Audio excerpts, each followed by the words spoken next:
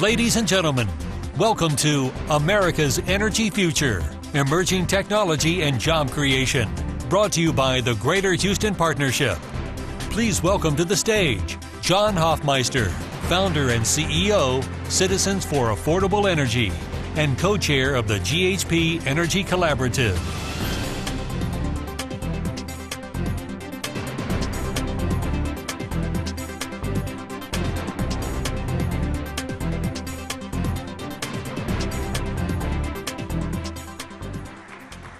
Good morning, ladies and gentlemen, and welcome to America's Energy Future, energy in technology and in job creation. We're going to have some fascinating speakers today to talk about where we are going in this 21st century. Think about the 20th century for a moment. From the late 19-teens through most of the rest of the century, this country built an unprecedented, world-famous energy system. One of the secrets of success in the 20th century energy system was to always have slightly more energy in supply than the demand that was needed. That kept our energy affordable, it kept it available, and it led to the creation of the world's largest economy, bar none. It also led to a nation which fought 2 world wars for freedom because it had the surplus energy with which to do that. And it led to the global leadership of the industry, which the United States can be so proud of. In the 21st century, we have to make sure that we repeat the same process that we followed in the 20th century.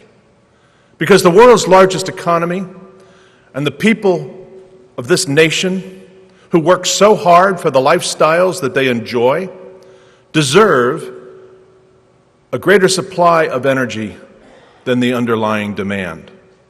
And the good news is this nation has more energy in its borders than we will ever need or that we can ever use. It's a matter of how we go about developing those energy resources.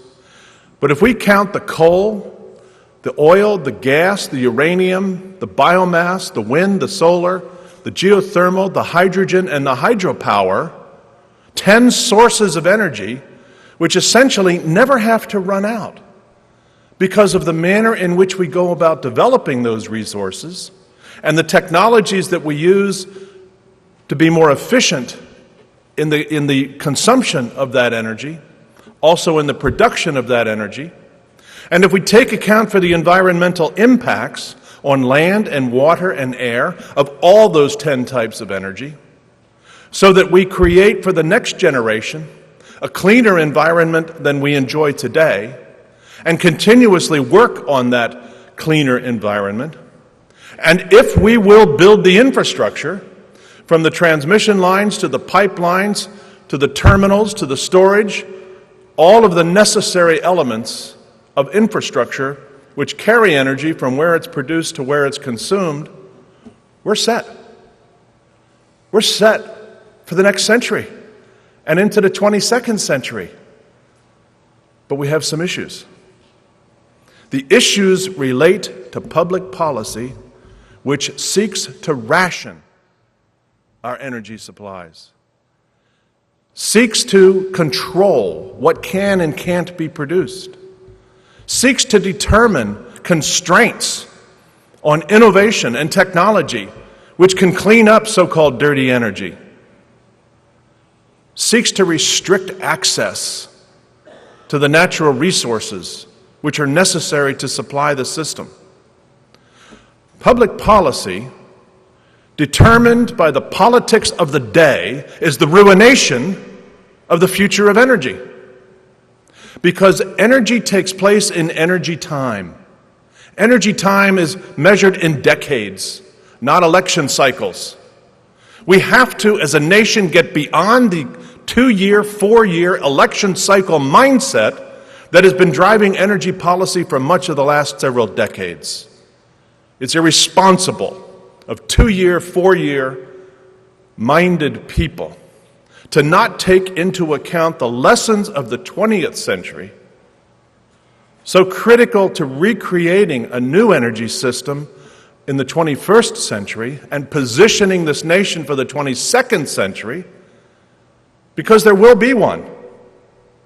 And if we don't take the time to do it well and to do it right, and to stage the thinking that goes behind the creation of the 21st century energy system in a 0 to 10 year, a 10 to 25 year, a 25-plus year time frame, we're kidding ourselves.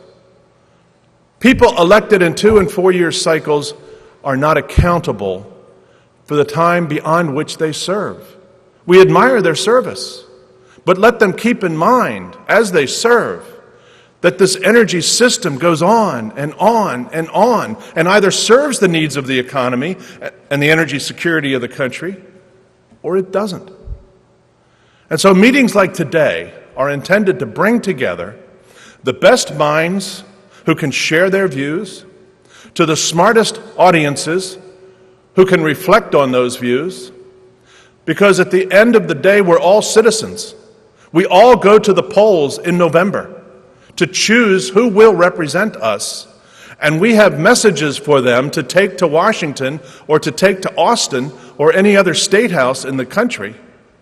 And those views have to be reflective of the pragmatism, the sincerity, the determination of the energy industry to do what it does best, produce energy.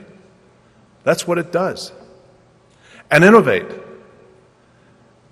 And keep things clean. And build what we need built. So we're glad you're here today, ladies and gentlemen. I think we have a great morning for you. It's my pleasure now to introduce Jane Campbell. Jane is the Chief of Staff of Senator Mary Landrieu, one of the proponents of the energy system of the 21st century. Jane, welcome to Houston. We look forward to your remarks. Thank you very much, John, for those remarks. And I bring you greetings from your neighbor, Senator Mary Landrieu, who is doing her business in Louisiana and in Washington, but asked me to come and participate in this important forum, which we had the opportunity just, I believe it was last week, Jeff, where Senator Landrieu and I were in visiting with the leadership of the Greater Houston Partnership, and really found that there are so much common ground between the concerns of Louisiana and the concerns of Texas and Houston. And when Jeff was talking about this particular forum, he said, well, maybe you could just come and talk a little bit about some of this work. And so I'm really grateful for the opportunity and for the support that you have shown to your senator so close by. We are in very challenging times in Washington, you perhaps have noticed, particularly around energy policy.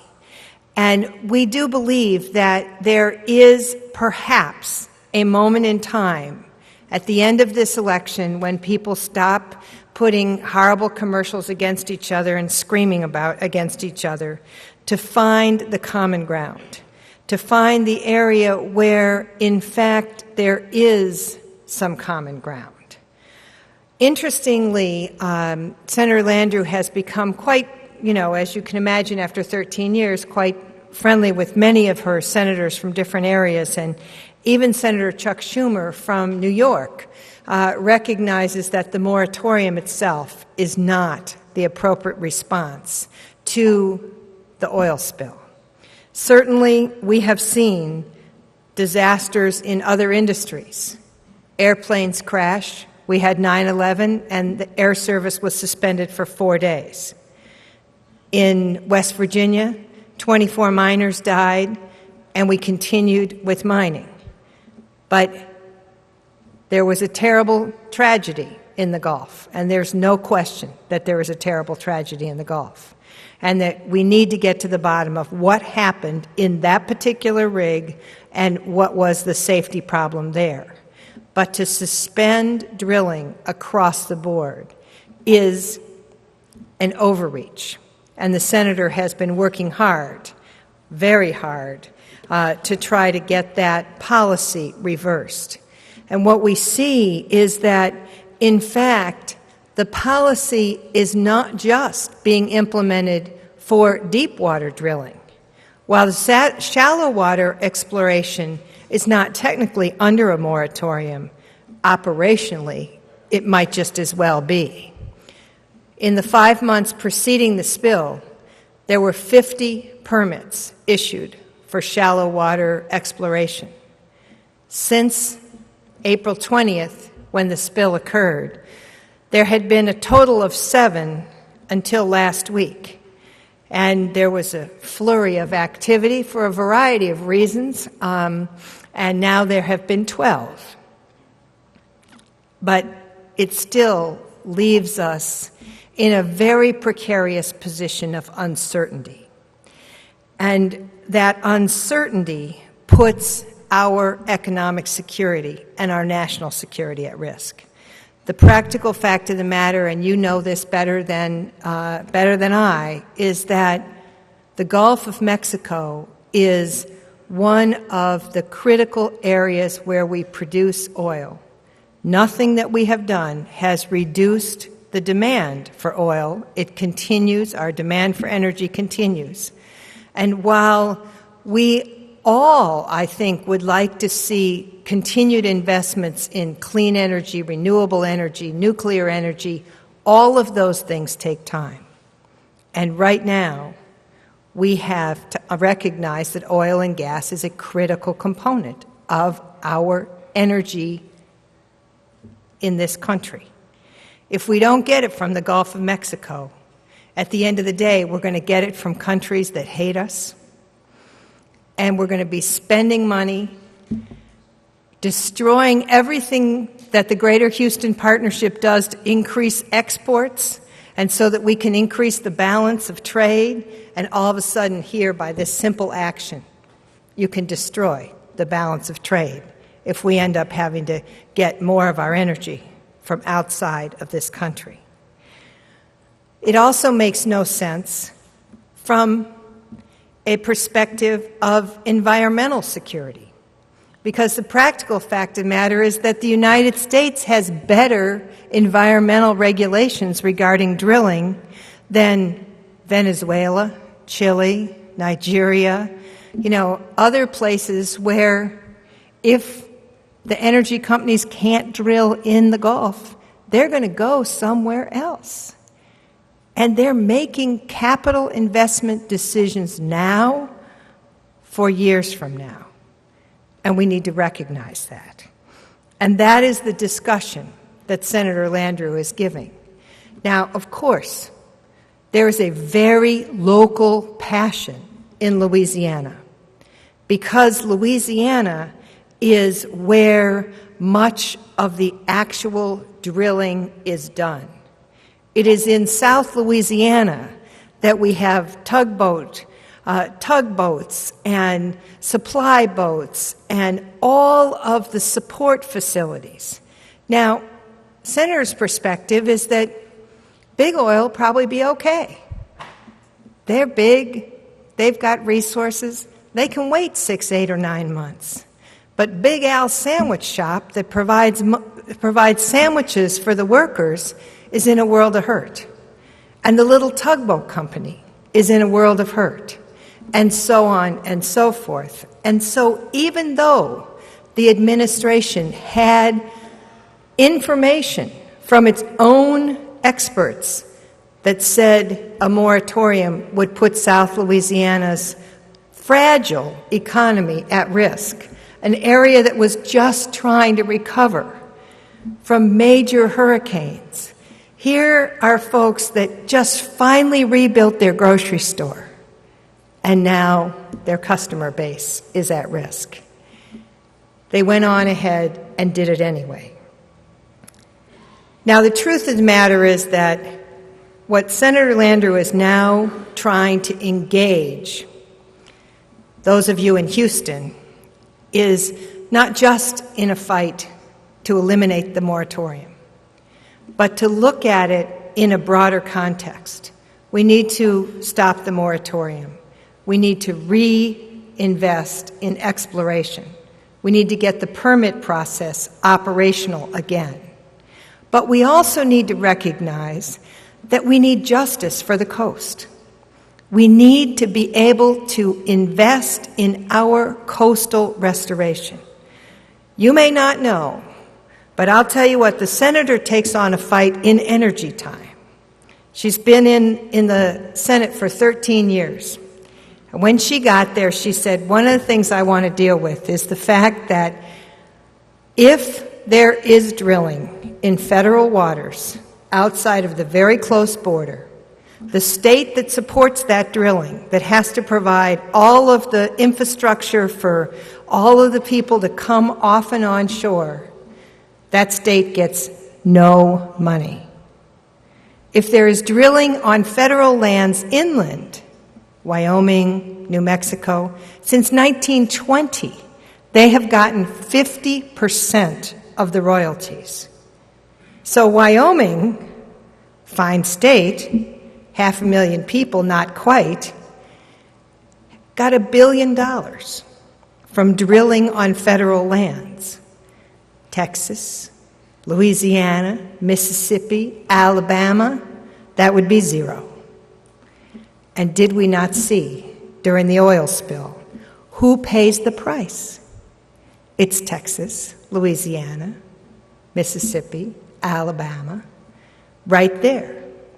So Senator took on a fight, and she won it to create what's called revenue sharing. And now, starting in 2017, 37% of the revenues on new drilling will be divided amongst the states where drilling occurs. What we would like to do right now is to accelerate that revenue sharing and start immediately so that that money is shared. The second component of Justice for the Gulf is that making sure that the penalties that are going to be assessed against BP, and there will be penalties under the Oil Pollution Act, they will be between $1,000 to $4,300 per barrel spilled based on whether it's gross negligence. So we're talking between $4 billion and $20 billion. Senator Landrieu believes that 80% of those penalties ought to go to the Gulf states where the injury occurred. If we do not get that secured in federal law immediately, what will happen is that in the context of budget deficit reduction, those monies will suddenly be subsumed for general government operation. Now, we believe there is no way in the world that you can do that logically, because you can't have planned for that kind of money, and you've got to be able to use that to restore the coast. Our coast in Louisiana, we lose a football field of coast every hour. Every hour. In Texas, you don't lose quite so much because of the combination of things. You don't have the Mississippi River with the navigation systems. You don't have quite as much of the offshore infrastructure. But nevertheless, you're losing 2 feet of coast on average across the coast, and 10 feet in places like Galveston. And so we need to work together and have a dedicated revenue stream to deal with coastal restoration, and so that we have an economy that is vital, that recognizes the energy infrastructure, and an environment that is protected and sustained for our future. So my job here was, as Jeff said, to issue a call to action. And my call to action to you is, please work with us, and please demand that these issues be addressed, and be addressed now. There's plenty about energy that Congress can't agree on. What we need to do is find the areas we can agree on and move forward and get beyond partisan politics. This is not a Republican issue or a Democrat issue. This is an American issue. And in order to lead that fight, to get you inspired and mobilized, I would like to bring up to the stage the General, Jeff Moseley, who is the president and CEO of the Greater Houston Partnership. You all know that the Greater Houston Partnership is the primary business advocate for the 10-county Houston area, and that under his leadership, Greater Houston Partnerships become nationally recognized. He's got this great resume. I figure y'all know it because you were part of hiring him. He worked for the governor, he was an elected official, but he told me that no matter what I read from his resume, the most important thing I should say is that he was Jenny and Joy's dad, and he wanted to make the future right for his girls. Jeff Mosley.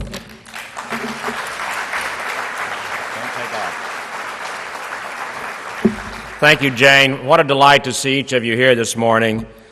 Jane Campbell, serving as Chief of Staff for Senator Landrieu, does a tremendous job as a liaison. She'll be here this morning because I know the things that she's talked about have stirred a lot of questions, and you'll be interested to dialogue with her about how we can more closely work with Senator Landrieu and with her office on these common issues that we share. And we would just ask you to do one thing, Jane, to take back a message from this summit and from the Greater Houston Partnership Board. And I'm pleased to present to you some resolutions. Each of you have these resolutions on your desk. The first resolution is a resolution of support from our board showing that we recognize the value of opposition to the deepwater drilling moratorium. And please take this back to Senator Landrieu and let her know that we stand united with her. The other resolution is really just showing our deep appreciation for Senator Landrieu's willingness to step out and lead on this very difficult issue, where she's really choosing to step out and take a position opposing the administration on the moratorium and questioning some of the value that was assigned to that. And so we are so pleased that our board Wednesday unanimously passed this resolution language to show how much we appreciate her leadership. Jane Campbell, thank you so much for being here today on behalf of Senator Landrieu. Thank you. Thank you. Good morning, everyone. Again, what a delight to see each of you here to talk about the value of energy security. John Hoffmeister, as chairman of our board of the Greater Houston Partnership a few years ago, had the vision and foresight to see the value of coming together to talk about this topic of how we talk about our nation's energy security. And even though he's no longer chairman of our board, he has remained committed and chairs our Energy Collaborative Advisory Committee. And since he's left the board, he's become an overnight sensation. You might know that he had his book published in May, Why We Hate Big Oil Companies, and he's become an extremely credible source on the topics of oil and energy. It didn't hurt that he's served as president of Shell America, but he's really become a very distinguished voice, and perhaps you've seen John on CNN, Fox, Bloomberg, C-SPAN, MSNBC, CNBC, NBC, NPR. The other night, he was on Larry King Live, and the reason is because he can take this complex discussion on energy and he can very clearly break it down and communicate the challenges to energy policy so that somebody like Jeff can understand it. And we appreciate, John, your vision and your leadership, and thank you for your commitment to this topic and for remaining to serve as chair of our Energy Collaborative. And I think it'd be appropriate to thank John for his leadership. Thank you.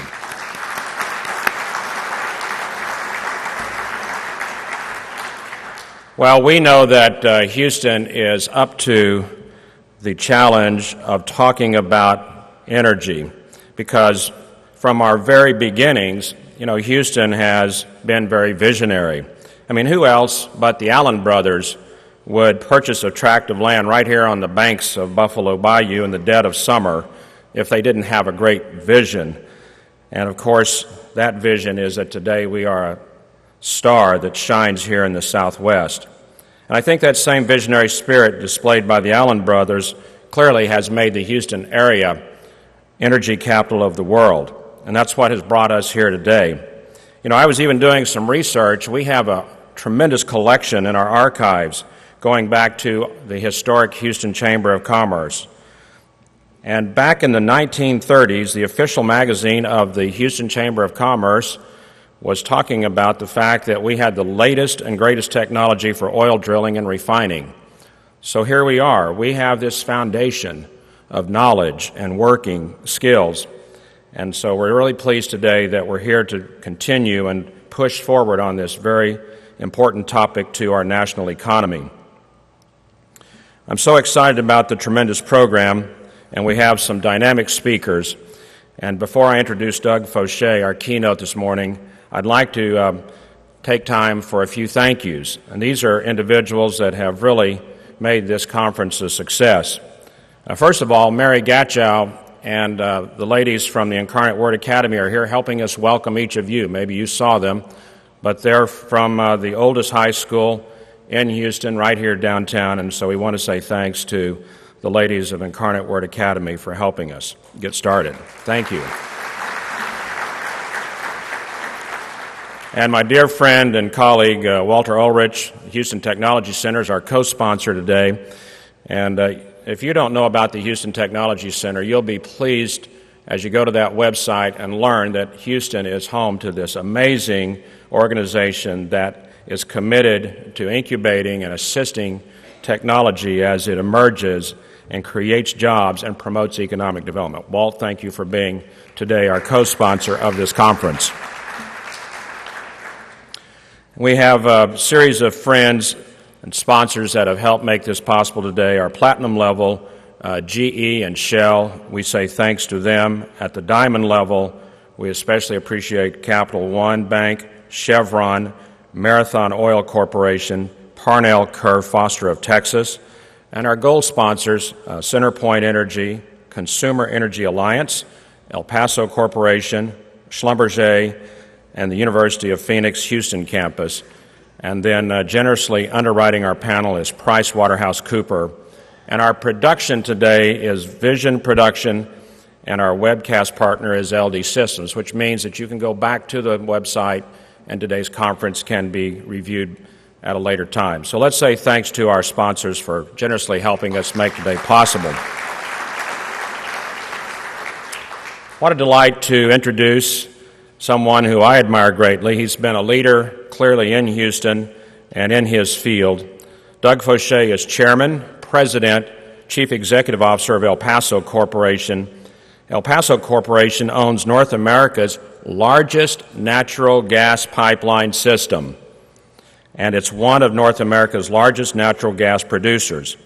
Doug Fauché has led El Paso through a period of growth and expansion these last few years. In 2008, El Paso Corporation acquired a 50% stake in Gulf LNG Clean Energy Project, a planned liquefied natural gas terminal. El Paso Corp boosted its domestic exploration and production assets last year by acquiring Flying J Oil and Gas. And earlier this year, El Paso plans to spend almost $3 billion in capital spending, including the anticipated Ruby Pipeline project, which is scheduled for completion next spring. Doug has been an active member of the partnership, serving as a board leader, and I want to thank him right now for all of those years of service. Let's give a warm welcome, Doug Fauché.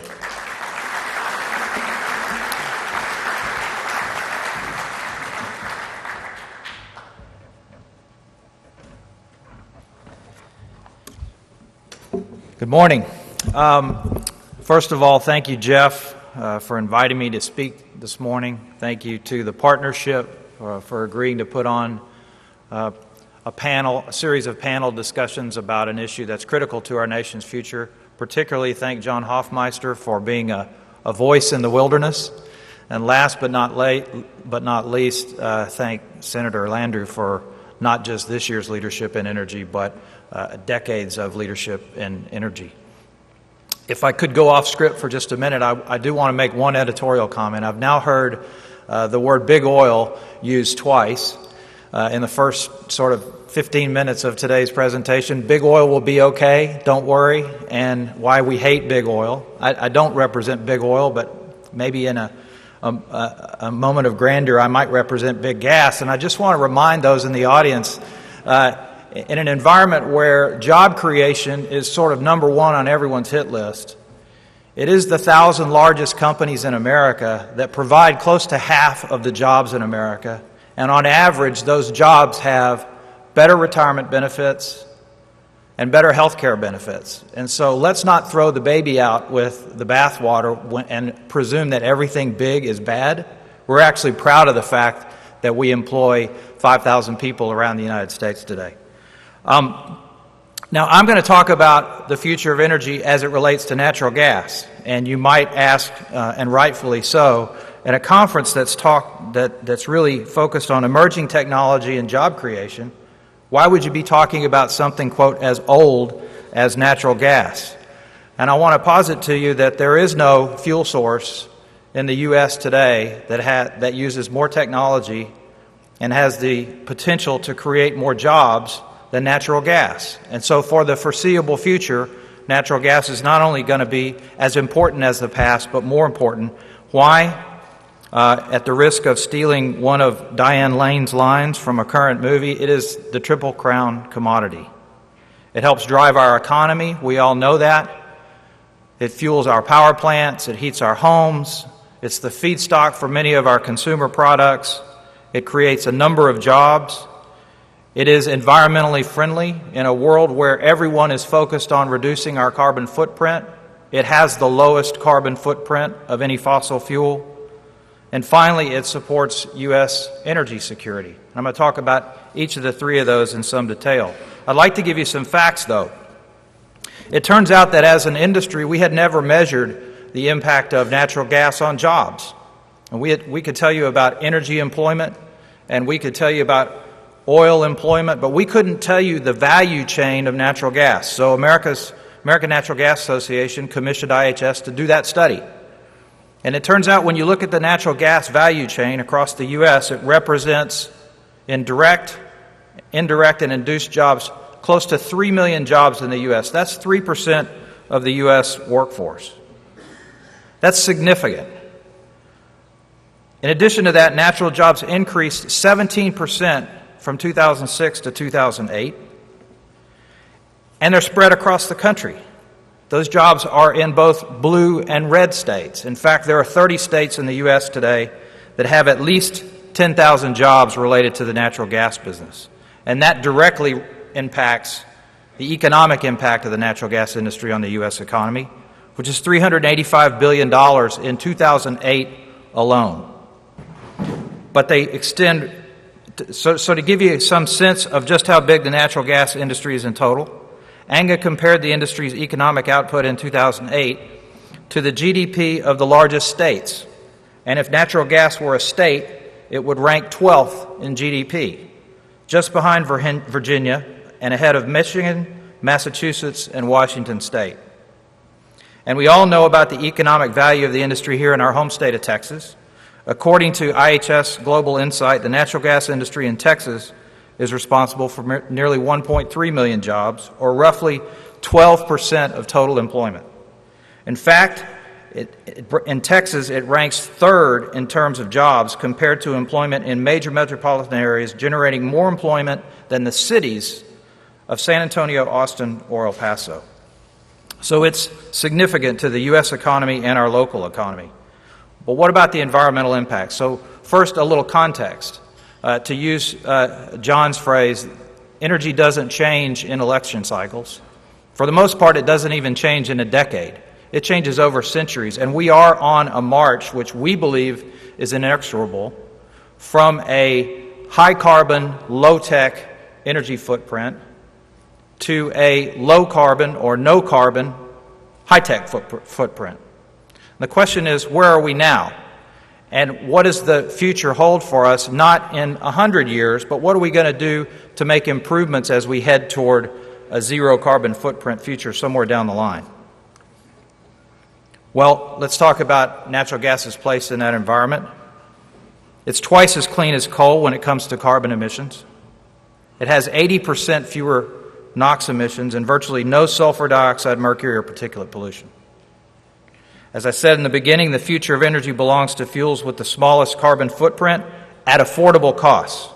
In that regard, natural gas environmental performance makes it an excellent foundation fuel as we move toward more energy diversity, particularly in the form of renewables. One practical example, the emerging natural gas vehicle sector. Natural gas-powered vehicles outperform vehicles using conventional fuels. They deliver better fuel efficiency and lower operating costs and significant reduction in emissions. In fact, if you converted just one trash truck from diesel to natural gas, it has the impact of removing 325 cars from the road. Here's the punchline. Natural gas is the only relatively clean energy option at sufficient scale today to have a meaningful impact on our air quality in the next decade. And this chart is based on information from the U.S. Energy Information Administration, compares typical CO2 emissions per megawatt hour generated. It makes a simple but important point. It shows that today's combined cycle natural gas power plants, which integrate several stages in the generation process, emit significantly less carbon dioxide than coal and oil. And that presents a tremendous opportunity for natural gas. According to the Congressional Research Service, if we doubled our combined cycle natural gas capacity, we'd displace about 19% of the CO2 emissions associated with coal power, and that in turn would amount to nearly a 9% reduction in all CO2 emissions in the United States as a whole. So while most of the current energy and climate debate centers on carbon reduction, there are a number of other factors that also impact the environment other than CO2. One of those is fuel efficiency. According to Black & Veatch, the average combined cycle natural gas plant is about 39% more efficient than the oldest half of our existing coal-fired power plant fleet, and a full 58% more efficient than the oldest 10% of that fleet. That means you need to burn 60% more coal in BTU terms to get the same equivalent power output. One final environmental factor, and that is water use. Freshwater availability and management will be critical. In the coming decades, an electric generation requires a great deal of water. Here again, natural gas, which is now the fuel of choice for most of the new high ultra-efficient electricity generating turbines being built today, provides the most energy for the volume of water consumed. So let's talk about energy security, the third of the Triple Crown components. First, it's important to realize that energy independence is a pipe dream. We are, in fact, energy interdependent. What we ought to be focused on is supply security at a competitive cost so we can meet the energy needs of the future. We can measure the factors that drive supply security and use those factors to rank fuel alternatives. Two of those factors are the maturity of a global market for a given commodity and supply self-sufficiency. And you can see on the slide as you look to the left that with regard to oil, it's a very mature global market. And in fact, as measured by the green bar, most of our oil today is imported. The opposite end of that spectrum is coal, where virtually all of our coal is domestic. And the one very near coal, but in the middle, is natural gas. The slight green bar at the top is current fuel, natural gas supplied by LNG, but most of it's domestic. And the important thing about that blue bar with regard to natural gas is that with the advent of relatively low-cost shale gas, that bar will in fact grow. Now, everything today I'm going to present is in threes. The next set of threes it relates to energy security. It's got to be available, it's got to be abundant, and it has to be accessible. And I think with regard to natural gas, we can show that, in fact, all three of those exist. The first big picture view of natural gas supplies are coming from today and where they're likely to be available tomorrow. The big story here is a strong growth in U.S. supplies from onshore, lower 48 supply basins, areas where technological developments are enhancing access to new resources and infrastructure is readily available. These areas are predominantly associated with those new unconventional shale resources. And this has exploded in the last decade. Shown on this map are the new unconventional gas-oriented shales and some oil-oriented shales that have been discovered and made economic over the last decade, many of them just in the last 5 years. That leads to an increasing supply from those unconventional shales. This happens to be a chart that shows the future gas supply, and that growing big fat bar at the top is unconventional, and look at the future where unconventional gas is in fact replacing conventional gas as it continues to be on decline. And this chart was developed in 2007, so if you updated this study for current times, that blue bar would be relatively larger. That change in where supply comes from has a dramatic impact across the U.S. This slide shows the change in supply in given regions in the U.S. from 2008 through the middle of this decade. The yellow boxes represent areas of growth, and the red boxes represent areas of decline in places that are more traditional, as in the San Juan Basin. And of course, all the availability in the world doesn't do you any good unless you can easily access those energy supplies. And here again, new supply sources have changed the game.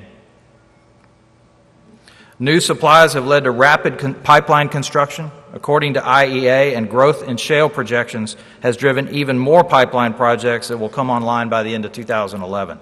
This is the continuation of a trend that began in 2008, when completions of new pipelines and expansion of existing pipelines were higher than they had been in more than a decade, increasing capacity by more than 44 BCF, 44 billion cubic feet per day.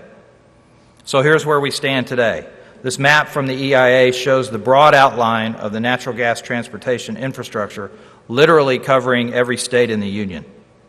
Meanwhile, the Congressional Research Service says, quote, "It seems unlikely that on a national aggregate scale, pipeline capacity would be a constraint on coal displacement by natural gas combined cycle plants." That's good news for a cleaner energy future. One final point on accessibility that I feel compelled to make as the CEO of El Paso, this is my only shameless promotion for our company, is that we are in that business. In fact, we move about a third of the natural gas that moves in the U.S. Every day, and we're a top 10 U.S. independent natural gas producer. Now, I apologize, this last slide is a little busy, but across the top, all expressed in BTUs, are the sources of supply of energy in the U.S. today, and across the bottom are the sources of demand for energy in the U.S. today. A couple of things you'll note. One, if you look at the transport sector up at the top, and the transportation sector down at the bottom, you'll see that 95% of the source of transportation fuel today is petroleum. If you look over at the right and to electric power demand, you'll see that 51% of power demand today is met by coal. If you look up at the top at the sources, natural gas has only a 3% share in transportation. About a third of natural gas goes to industrial uses, about a third to residential and commercial, and something less than 30% goes to provide electric power. And that's critical when you think about what happens in the future. It's not a surprise, by the way, that the focus on reducing our greenhouse footprint always comes back to transportation demand and electric power demand. So if you look at this pie chart, expresses the same thing, and that is the electric power today makes up something less than a third of the demand for natural gas, but it represents a significant portion of growth. According to the U.S. Energy Information Administration, 250 gigawatts of new generating capacity are going to be needed between 2008 and 2035 to meet growing energy demand. To put that in some kind of perspective, a typical gas or coal power plant has a capacity of less than 1 gigawatt. Because of the abundance of U.S. natural gas supplies, the EIA is estimating that natural gas plants will account for 46% of all new power plant adds through 2035, compared to 37% for renewables, 12% for coal, and 3% for nuclear. Beyond traditional power gen, demand for electricity and the natural gas to fuel it will also come, we believe, from other somewhat less traditional sources. For example, plug-in vehicles. The current administration is counting on technology improvements to reduce the cost of electric vehicles with the goal of putting 1 million plug-in cars and trucks on the road by 2015. And of course, the power for those plug-in vehicles has to come from somewhere, right? Natural gas vehicles have been in the news and currently represent a larger share of the market than electric vehicles, but they require significant more infrastructure investment for aggressive growth. The administration's made $300 million in federal funding available for natural gas-fueled trucks, and the trend toward higher efficiency, cleaner burning fuels is likely to continue with implications for natural gas demand. In fact, full conversion to CNG vehicles, which we don't view as a likely outcome, would double demand for natural gas. And this last chart related to this is just sort of a scorecard, a ranking of different sources of fuel in the U.S., and the attributes associated with those. Starting at the top, fuel costs. And you'll see there's a red bar next to natural gas and oil. Of course, at today's spot market for natural gas, you might change that red bar for natural gas to a plus, but long term it is a relatively more expensive commodity initially.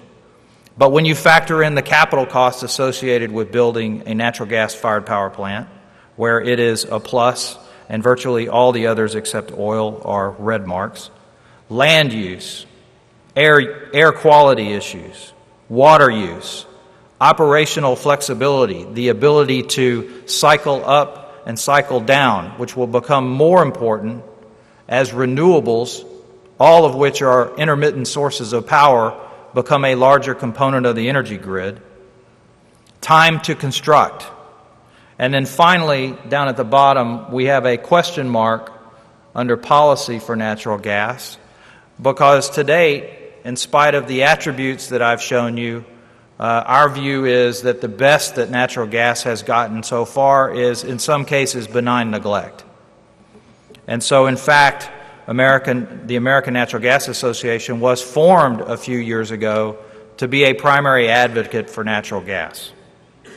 Now, I want to close my remarks by asking you to take action. The first thing I'd like for you to do is be an advocate. The future of energy is a lot bigger than El Paso or anyone at this conference. It's critical to the nation's future. And if the people in this room and the people in this city don't take leadership positions on energy, who will? Second, build understanding. So consider using some of what I've presented today or your own sources, but get information out there about what the facts are around energy today.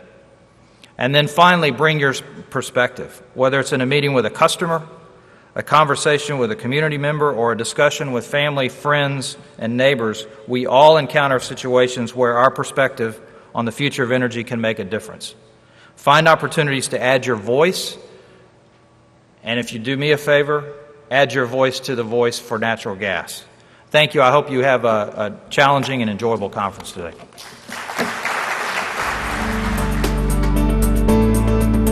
Ladies and gentlemen, welcome to The Role of Emerging Technology and Job Creation and Economic Development in Renewable Energy panel discussion. Please welcome the moderator for this discussion, Michael Collier, Transaction Service Partner, PricewaterhouseCoopers, LLP. Well, it's a real pleasure to be here, and I want to thank the organizers of the conference for allowing me to moderate this terrific panel. I know from a personal perspective, when I think about Houston, I love this place. I've been in Texas for 35 years, about half of it in Houston, and I think it's a wonderful place. My family's very happy, and I love the energy industry, its size, its scope, its diversity, its technical complexity, and I like the fact that it's important. I mean, it's vital, and I think we have very important work to do, and I think we're a very misunderstood industry, and I think it frustrates us at times, but I think we just have to shoulder on. So to live in a great community and to have important work to do, I think is about as good as it gets. So I'm very, very happy to be here, and we have a terrific panel. And we're going to be discussing emerging technologies in renewable energy and the role in job creation and economic development. And what I'd like to do is introduce our panelists real quick, and then we'll very quickly turn it over to them. On my right, Dick Williams, President of Shell Wind. Thank you very much, Dick. Tracy Bridge, Senior Vice President of CenterPoint Energy. Good morning. Good morning. Thank you very much. Jason Few, President of Reliant Energy. Thank you for joining us. And Will Thurman, President of Emerging Markets Online. And what I'll do is just sort of tee this up, and I don't have any problems if there's questions from the audience. And so I assume my panelists are on board. So if you have a question, I'm not sure that we have mics for this, so just shout it out. But put your hand up and I'll call on you. Dick, I'd like to start with you, if that's okay. No problem. Shell Oil, we think of Shell as big oil, but you're in the wind business. And I'd love to hear about that and your strategy and what you guys are doing. Super. Thank you. Well, it's great to be here. 30 years ago when I hired into Shell Pipeline, we were a big oil. And it's been interesting watching the company morph over the last 30 years. And particularly in the last few years, 10 or so maybe, it's been a morph into, it's not an or question, it's an and question. How many different energy sources you can look at, and how do you combine them and put them all together? So, it's this big puzzle. And as John and Jane and Doug all said earlier, it's basically energy use is increasing. We found the easy stuff. But the stuff that's left, A, it's hard to get, and B, it has some social and political ramifications as you get there. So Shell has an interesting mix of things. We are the world's largest distributor of biofuels. We have CCS projects. We are working heavily on clean gas projects. We have had a solar business. We have hydrogen fueling stations in several cities. So we have looked at the gamut of this, and we've been in the wind business roughly 14 years now. We started globally, and since 2000, we have either built or acquired 8 wind farms here in the U.S., about 900 megawatts, and then about 200 megawatts in Europe, 3 wind farms over there. And, we have that. Plus, we have worked with HTC on the research side. We're a firm supporter of them, looking at the newer technology out there. And the other thing, if y'all had seen the little cars running around Houston, we also support the Eco Marathon, which we did on 3 continents this year. And the point of that is how do you stretch a gallon of fuel and make the car go the furthest? And it's amazing, if y'all have never seen it, to see what 5 college kids, a weed eater engine, bicycle tires, and a laptop computer can do. They can get 2,000 miles a gallon out of a vehicle. So it's this whole range of things. But you look at wind. We took a look at wind about 4 years ago and looked at our stable of projects, and we are continuing to develop primarily here in North America, and it's for 3 reasons. One is we believe that there's a lot of good wind here, and it's accessible, and that there will eventually be a policy that supports that. Number 2 is at some point you're going to need a carbon offset, and a physical carbon offset. You can't just buy one, and with a wind project, we can build an electron and throw an electron that has an offset component to it.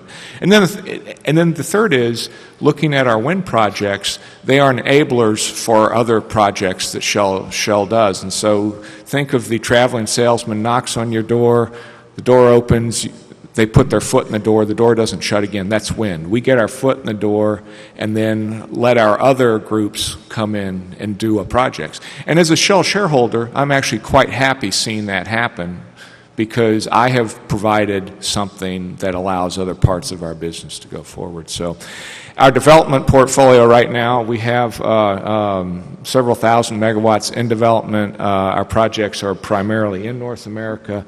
We have a large one in Canada, a couple in California, a couple of them in Wyoming and what have you. And so what we are looking at, the projects we are working now, how will they enable other other things Shell is doing.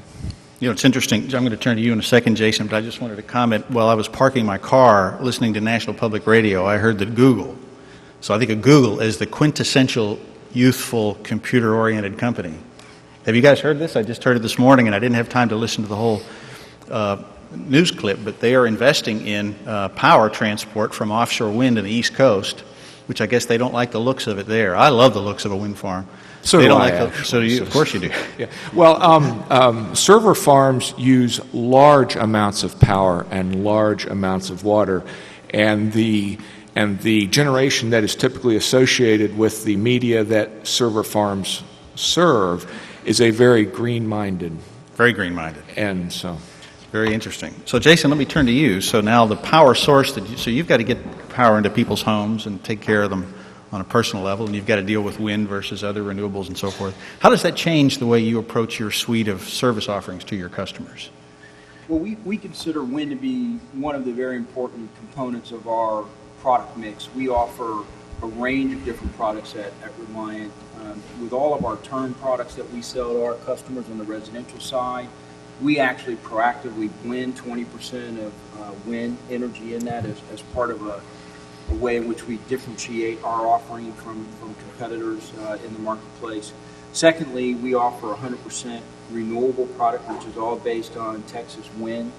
Now being part of a larger energy company in NRG, we actually own 4 wind farms here in the state of Texas, about 450 megawatts of power. I mean, to put that in some perspective, that's, roughly 350,000 homes, as an example, that you could power with that wind source.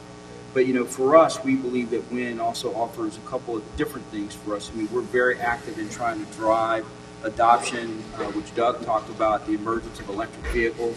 One good thing about wind, it blows at night, and we believe that most people who buy electric vehicles will take advantage of charging those vehicles when they're in their homes.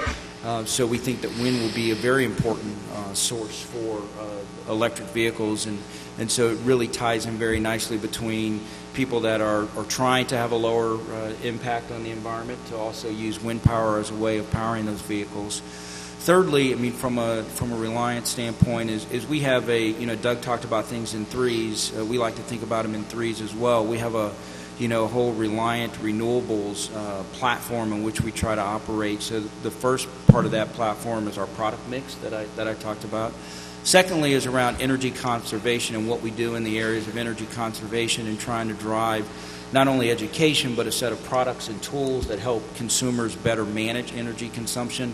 I think when we talk a little bit later about the smart grid and smart meters and what's happening there, we've rolled out 5 new products that really help consumers better manage their energy consumption and make choices about how they choose to use energy, which for the very first time, the digitization of the grid is giving consumers the opportunity to really understand every time they're making an energy purchase decision, which they've never had before.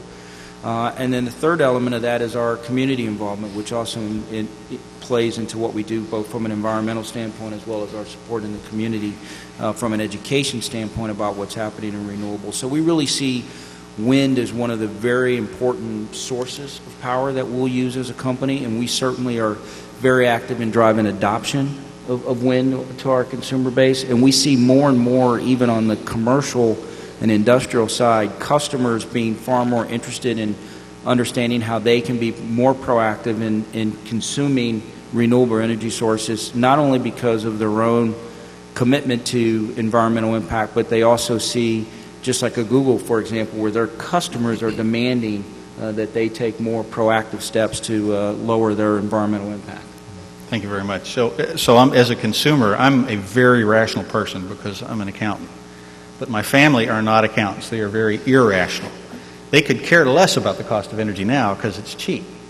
Roll the clock back 3 or 4 years ago, and they were very concerned about energy. You have to make investment decisions that cross these cycles, and I'd love to hear your perspective on dealing with that challenge.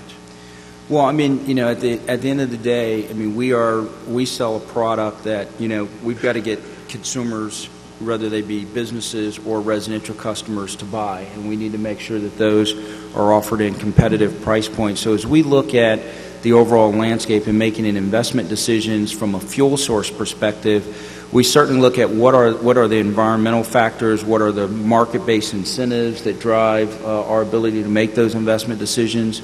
Oftentimes on wind projects, for example, you might develop those kind of projects and have long-term offtake agreements with a counterparty.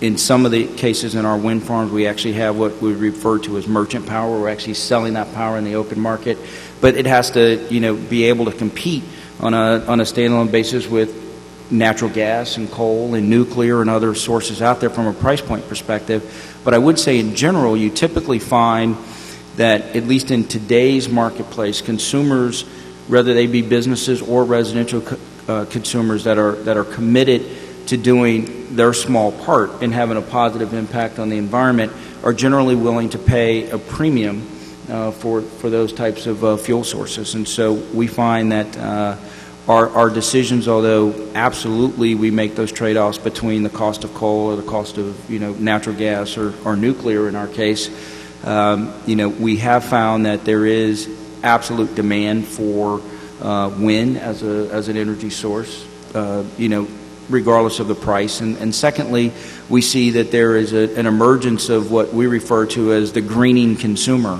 More and more people being more and more interested in a renewable source and demanding that you offer that as a choice. I mean, we've seen phenomenal growth just this year in our adoption of wind as a product against our residential customers. I mean, this is so far this year has been our largest growth in terms of 100% wind adoption as a product. Interesting.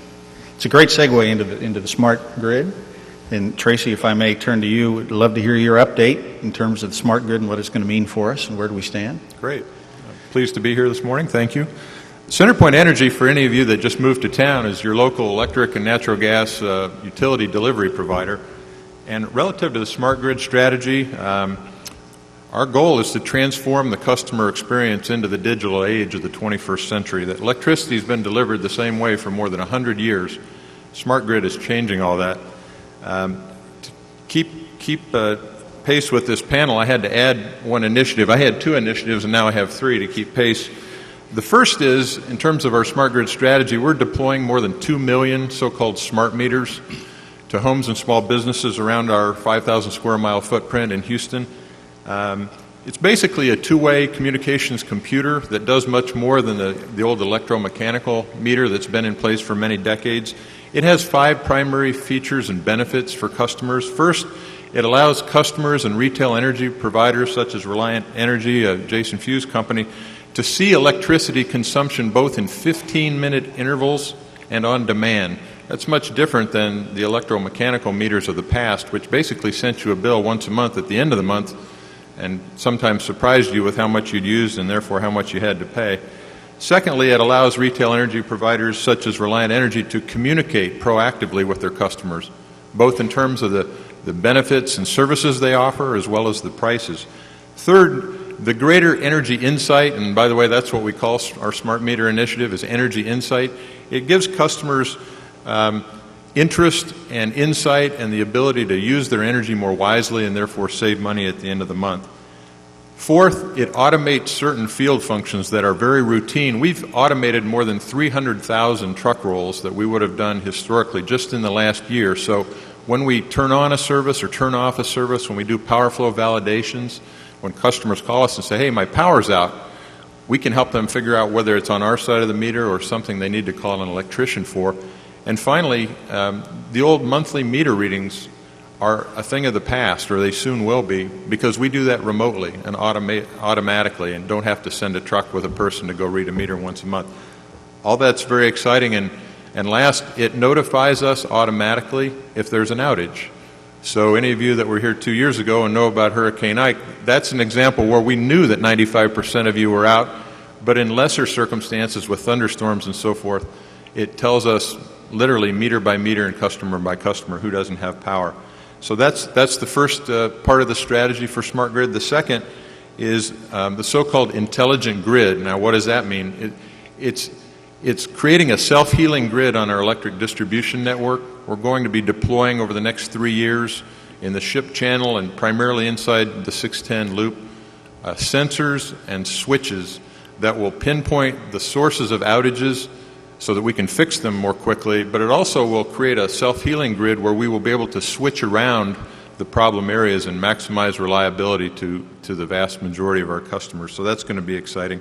And the third piece of the strategy, which is very exciting, is that CenterPoint was one of 6 electric utilities in the country to obtain the maximum Department of Energy federal stimulus help, and it's $200 million that we're going to use to accelerate the deployment of smart meters from 5 years to 3, and also pay for half of the first phase of this intelligent grid. So that's all very exciting for us here in Houston. Interesting. So I have a question for you. So I live in Kingwood. I don't know if people out here live in Kingwood, but Kingwood has a very unique culture and style. And one of the things we do in Kingwood is sit around on Friday and Saturday nights with great ideas for inventions. And everybody's got, what's on everybody's mind is an invention that traps waste heat. Right? So I've got a buddy who can trap waste heat out of his air conditioner and put it back in the grid, or you can trap wasted sunlight with solar panels and put it back in the grid when you're not using that. Is that real? Is that a real possibility? That's out of my depth, quite frankly, in terms of trapping waste heat. I will tell you, and we're going to talk about this in a minute, that one of the benefits of the smart meter is to measure not only how much consumption of electricity takes place in a premise, but potentially how much electricity is generated. And so when you talk about waste heat and creating a source of energy inside the home rather than just consumption of energy, it makes me think about distributed generation, which is an evolving technology that we're going to talk about in just a minute. Interesting. Thanks very much. So, Will, I want to turn to you now, and I want to bring up biofuels. Sort of for better or worse. I mean, there's the sense that we've got to do something to lessen our dependence on foreign oil. This is, old news. Maybe biofuels is the answer. But then there's kind of a dark side to biofuels, depending on who you ask. Is it food versus fuel? And can you give us your sort of thought process around where we stand with biofuels and what the future looks like for us? Yeah, absolutely. I'd like to answer that question in 2 parts. The first part has to deal with oil and gas. Why are we dealing with biofuels in the first place? And in January 2007, George Bush came out and said, America is addicted to foreign oil. Who would have imagined that George Bush would have said that? That's a big deal. And so in 2006, I wrote a book called Bodies of 2020. Last year, I wrote a book called Algae 2020, and I've been on book tours. Whenever I give a presentation to an audience, I say, in the world of biofuels, there is an abundance of opinion, but there's a shortage of facts. And my name is Will Thurman, and I'm here to report the facts. So with help from people like Walter from the Houston Technology Center, where I'm an advisor, and with Lane Sloan, where I work with the Greater Houston Partnerships Biofuels Task Force, we're working on what can we do with biofuels to move things forward. So I'd like to just roll off a few facts and talk about oil as a challenge and biofuels as one solution. We have a lot of organizations up here talking about electric, maybe for cars, but we still need liquid transportation fuels. So the first thing is the U.S. imports more than 65% of its crude oil. Of that 35% that remains here domestically, we produce about a third of that in the Gulf area. So that impacts our jobs locally. We used to have the 7 sisters of oil, Exxon, Shell, Mobil, British Petroleum, and they had a command over the large portion of oil and gas in the 60s, 70s, and 80s. Well, now we have a new 7 sisters, and they are national oil companies: Saudi Arabia, Venezuela, Iran, Iraq, Russia, Nigeria, and Brazil. And the new 7 sisters are mostly national oil companies. And 80% of the proven oil reserves in the world are in the hands of those companies. It's out of our control.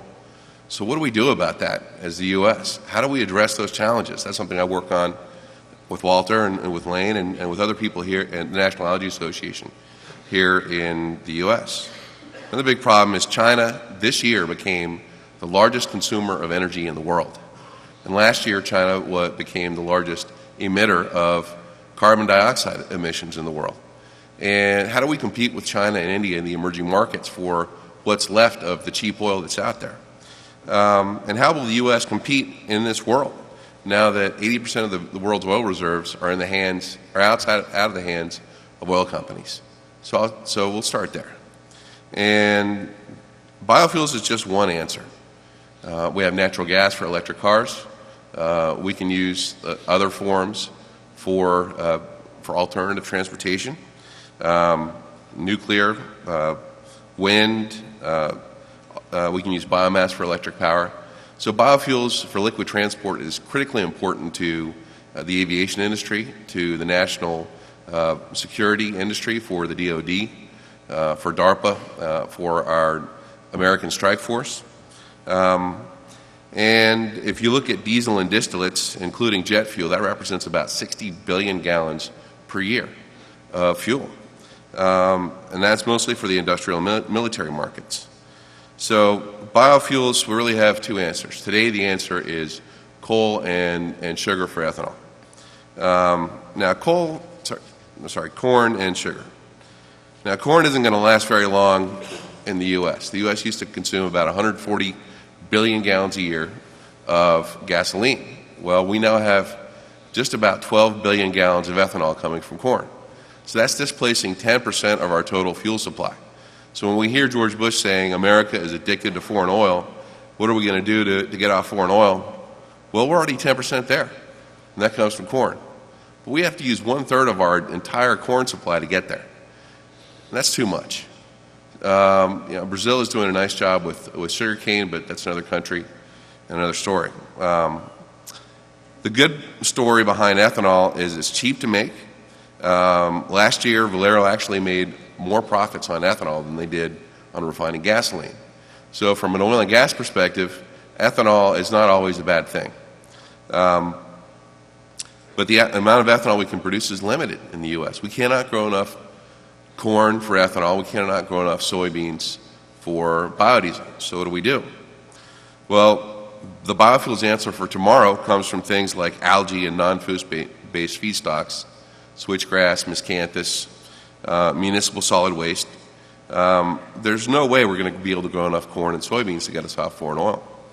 The U.S. Department of Energy has noted that if we take an area the size of Maryland in the desert and we grow algae, we can replace 100% of all of our petroleum fuels in the U.S.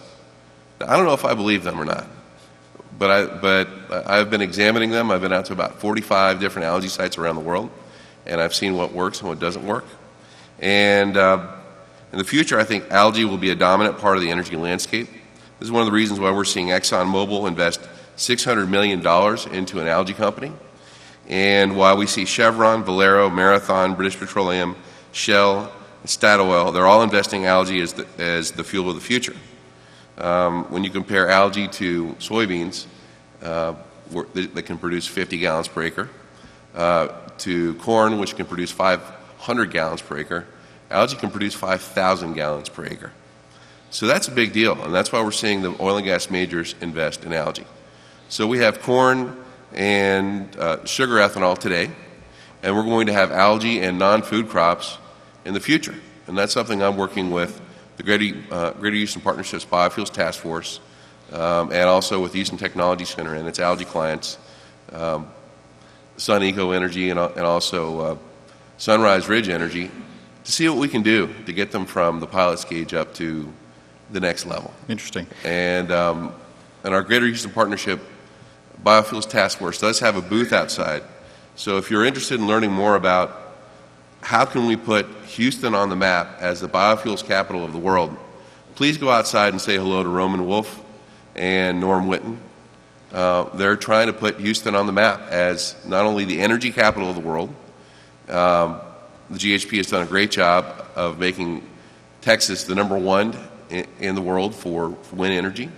We're #2 in the U.S. for solar. In 2006, Texas was the #1 biodiesel producing state. And whenever I'm outside of Texas, I tell people that when you think about renewable energy, don't mess with Texas.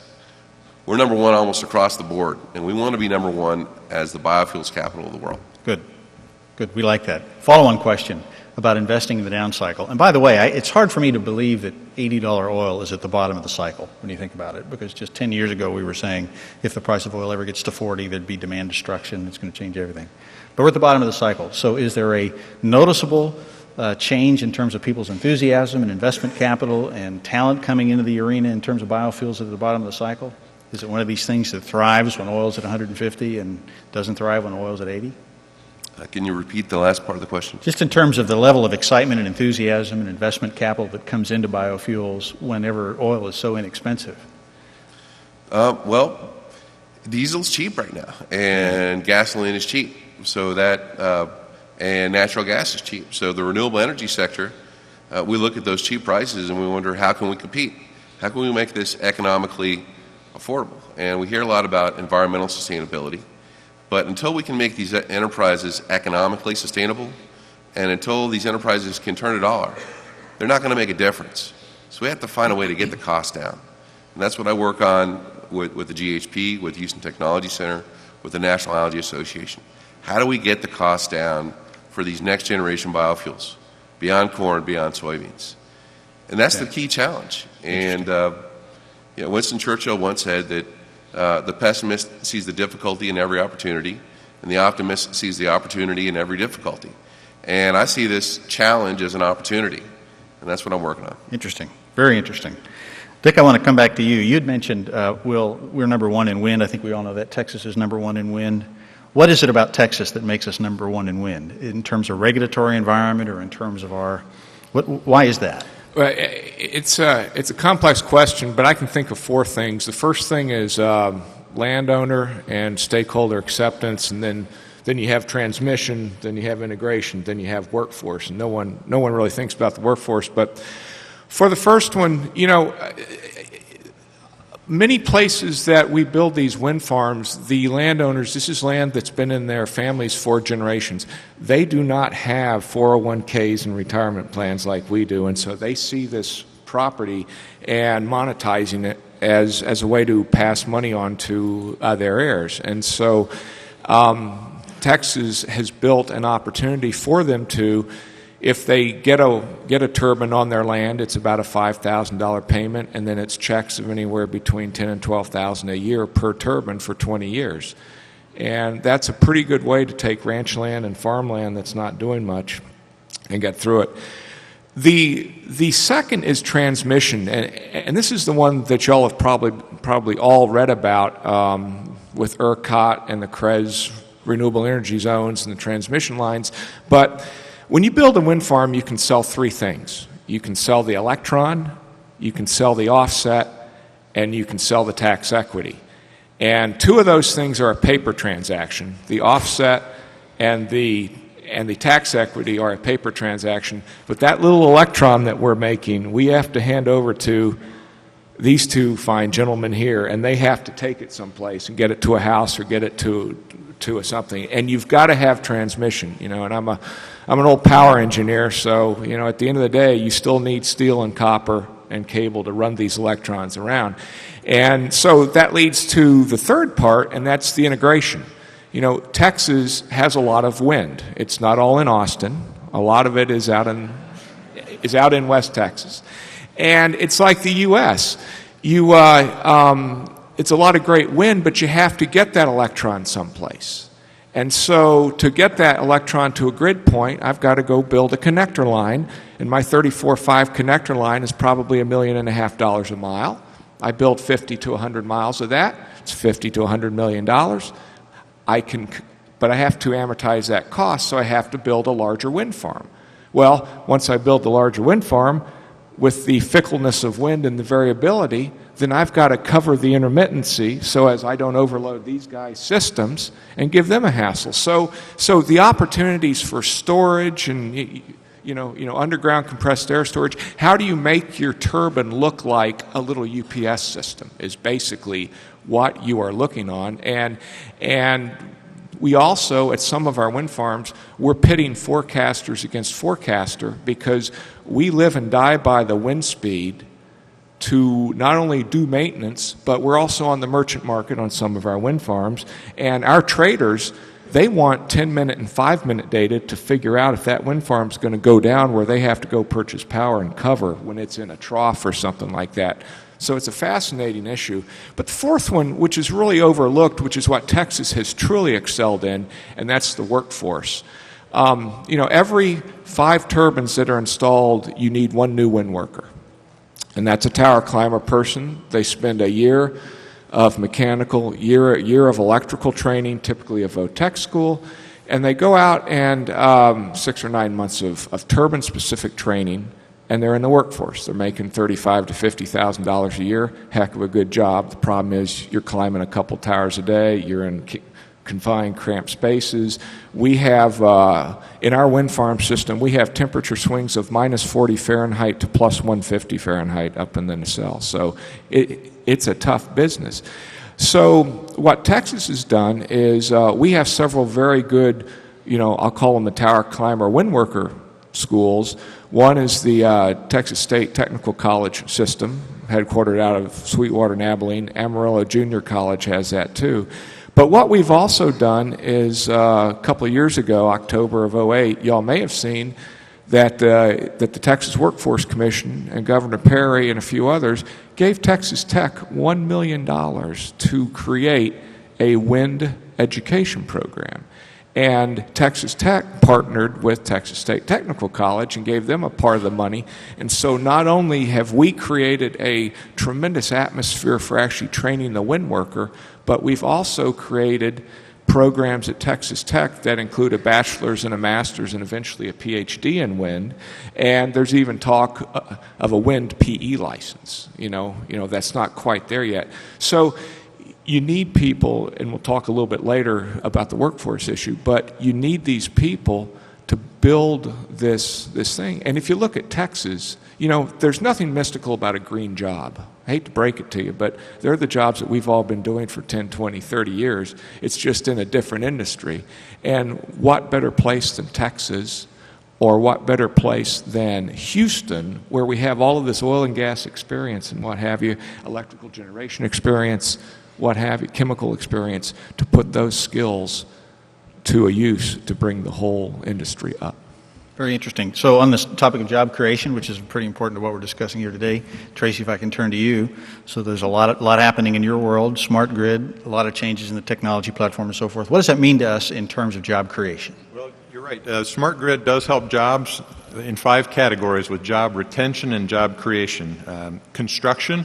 We're currently at our steady state of accelerated deployment of these 2+ million smart meters. We have 80,000 smart meters per month going into service. So construction is a big area for us. Engineering is huge. The manufacturing aspect of this, computers and IT with all the back office systems, and then communications, because this is a radio-based General Electric radio communications system frontwards and backwards. We've created or retained 600 jobs, half of which are in Houston. Very recently. In addition, the smart meter technology and its applications is very fundamental to realizing the full benefits of the competitive Texas electric retail market. So Jason's company and other retail energy providers are out proliferating products and services, and this smart meter technology is absolutely fundamental to that because of the features and benefits that I talked about before, and that is absolutely helpful to jobs in Texas. Interesting. And are young people, are they attracted into the industry?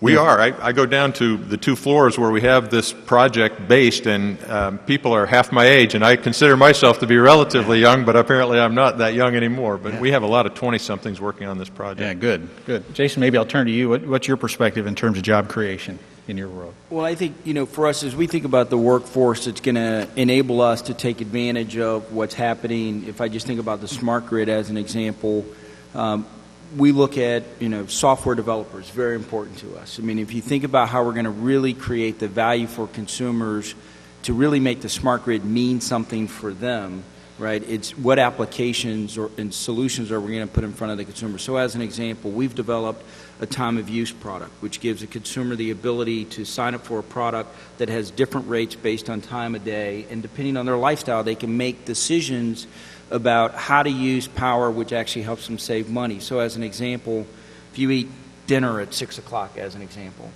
you don't necessarily need those dishes again until you wake up in the morning. So if you set your dishwasher to run at 10 o'clock at night, probably not a big deal, right? So you can take advantage of price differences. We offer a weekly email summary that lets consumers know how they use their energy that week, all as a result of the smart meter deployment that CenterPoint's been rolling out, so that consumer can make, and we give them tips about ways in which they can save on their energy. We have an in-home display that lets people actually see when their air conditioner turns on how much power they're consuming And if they continue to use power at that rate, what the estimated monthly bill will be for them for that month. All of those things take a different kind of development effort inside of our company than we've ever done in the past. And so software development is very important to us. Engineering, critically important. And I think if you think about engineering just as a skill set, you know, I saw some data recently that said only 5% of undergraduate degrees today in the U.S. for American students are engineering degrees compared to 33% in China. I mean, you know, that's a significant challenge for us going forward as we continue to try to exploit what's happening in the market today with the digitization of the grid. So having engineering talent is very important to us. Business development, as we think about, you talked about, you know, how do you justify some of these projects? Well, having people that are very talented, both from a sales perspective and business development standpoint, that can go out and sell the values of these products and offerings to consumers is extremely important.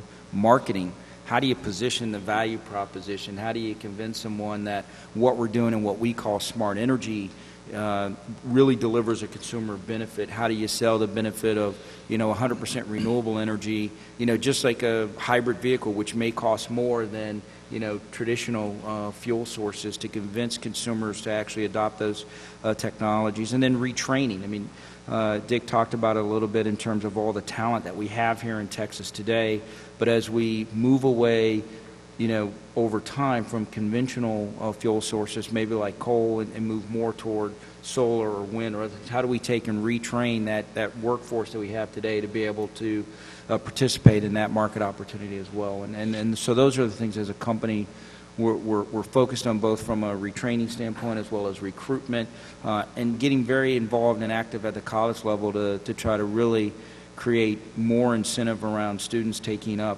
things like engineering, because we see that as a big need for us going forward as a company. And do Houston kids like energy more than Detroit kids, for example? Does it work that way? Will my son, when he gets a degree in mechanical engineering, stay in Houston and live close to his old man, I guess is the question. I think there's probably a good chance for that. I mean, you know, if you look at, you know, our unemployment rate compared to, you know, Detroit, he might have a better chance of finding a job here than he does in Detroit. So, you know, and this is, you know, this is where, if you're going to be in the energy space, you know, there's probably not a better place to be than Houston. I would recommend talking with Lane Sloan. He was part of the setting up the University of Houston's Business School Global Energy Management Institute and Program, and also talk with Amy Myers-Jaffe at Rice University. They have an energy studies program as well, and so they're working very hard on educating the workforce of the future. Interesting. So, Will, while I got you, so let's go back to biofuels. Tell us about the job creation opportunities in biofuels, and if you could link that to this mandate, which I don't exactly know I understand how that works, where the government says something like 36 billion gallons has got to come from biofuel. Okay. How does that work, and what does that mean in terms of job creation? All right, we started off with the renewable fuel standard back in 2005, and that was just 7.5 billion gallons. And by the end of 2007, we came up with 36 billion gallons. And of that, it gets split between 15 billion gallons for corn and 21 billion gallons, which used to be called cellulosic ethanol. Well, that's changed. The important part about it is that 15 billion of the 36 billion gallons, and this all happened under the Bush administration, was for corn, and it stops there. We said that's as much cornstarch as we're going to use, and that's it. So we're getting pretty close right now at about 12 billion gallons. So the rest of it, which is the advanced biofuels, used to be called cellulosic ethanol, then they changed it to cellulosic biofuels, and now they call it advanced biofuels, which is a lot of different things. And so how do we get there? What do we do? Well, we know that we're not going to be able to replace 130 billion gallons of our consumption with ethanol, of gasoline with ethanol. That's just not going to work. We're not going to be able to get there with soy to replace 60 billion gallons of diesel fuel. So the answer is we need to use alternative sources of feedstocks, alternative methods of technologies besides just brewing hooch for alcohol, and using soybeans for biodiesel. There are a lot of very advanced techniques that are out there. And algae is one answer. As I said before, it's 100 times more productive than soybeans. So that's one of the reasons why the military, Chevron, Exxon, Statoil, we're going to hear from them in the next speech. Statoil is investing in seaweed, macroalgae, as one solution. DuPont is investing in seaweed as one solution to produce biobutanol as a drop-in fuel that will work in our existing ethanol pipelines, so we don't have to worry about compatibility problems. So I think in the future we're going to see algae as one dominant part of the energy landscape. And this is one of the reasons why I wrote a book called Algae 2020 and why I continue to assist the Greater Houston Partnerships Biofuels Task Force, the National Algae Association, and the Houston Technology Center here in town. So I think it's critically important for us to understand how do we get to that 21 billion gallons. We need to take action or we'll risk a third oil shock. Now, Michael, I'd like to break protocol here for a moment and ask the audience, just do a quick survey of the audience. Please. How many of you remember the 1970s when we had an oil shock and there were big lines at the pump? Please raise your hand. Okay. How many of you remember what the economic recession was like after we had an oil shock in the 1970s? Please raise your hand. Okay. That led to stagflation, stagnant economic growth, inflation. It led to less jobs. I remember I was almost a teenager in the 70s. I remember that time. And I remember asking my dad, what is this gasohol thing? And he said, oh, that's just hooch. You can put it in your car. Okay. Well, that's one solution. And we had to work really hard to dig our way out of an economic recession that came from an oil shock. Well, 2 years ago, we had $148 per barrel oil. Now, how many of you remember driving to the tank, to the gas station, and trying to fill up on $4 or $5 a gallon gasoline? Please raise your hand. Okay. Well, that oil shock put us into another global economic recession. And we've lost a lot of jobs. In the United States right now, we're at 10% unemployment. So when the price of oil is cheap, the price of food is cheap, the price of everything is cheap.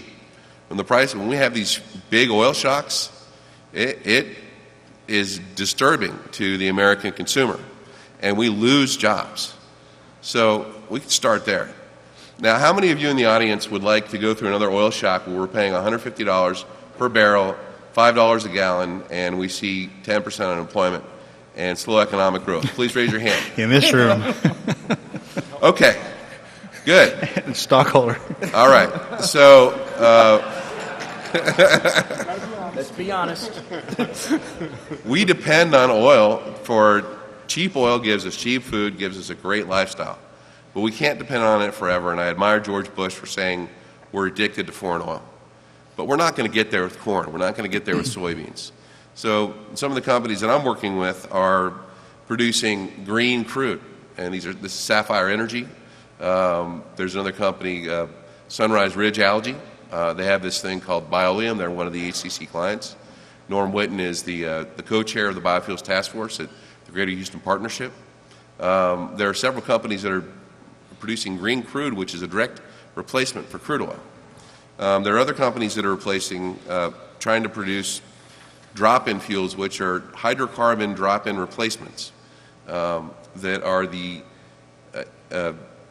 exact molecular equivalent of diesel fuel, of gasoline, of aviation fuel. So we call it renewable diesel, renewable gasoline, and renewable biojet fuel. And that also includes biobutanol. Well, here in Houston, we have a big infrastructure. The United States has invested $6 trillion in its existing oil and gas infrastructure. We have more ethanol plants and more biodiesel plants than we know what to do with. There's just too much overcapacity.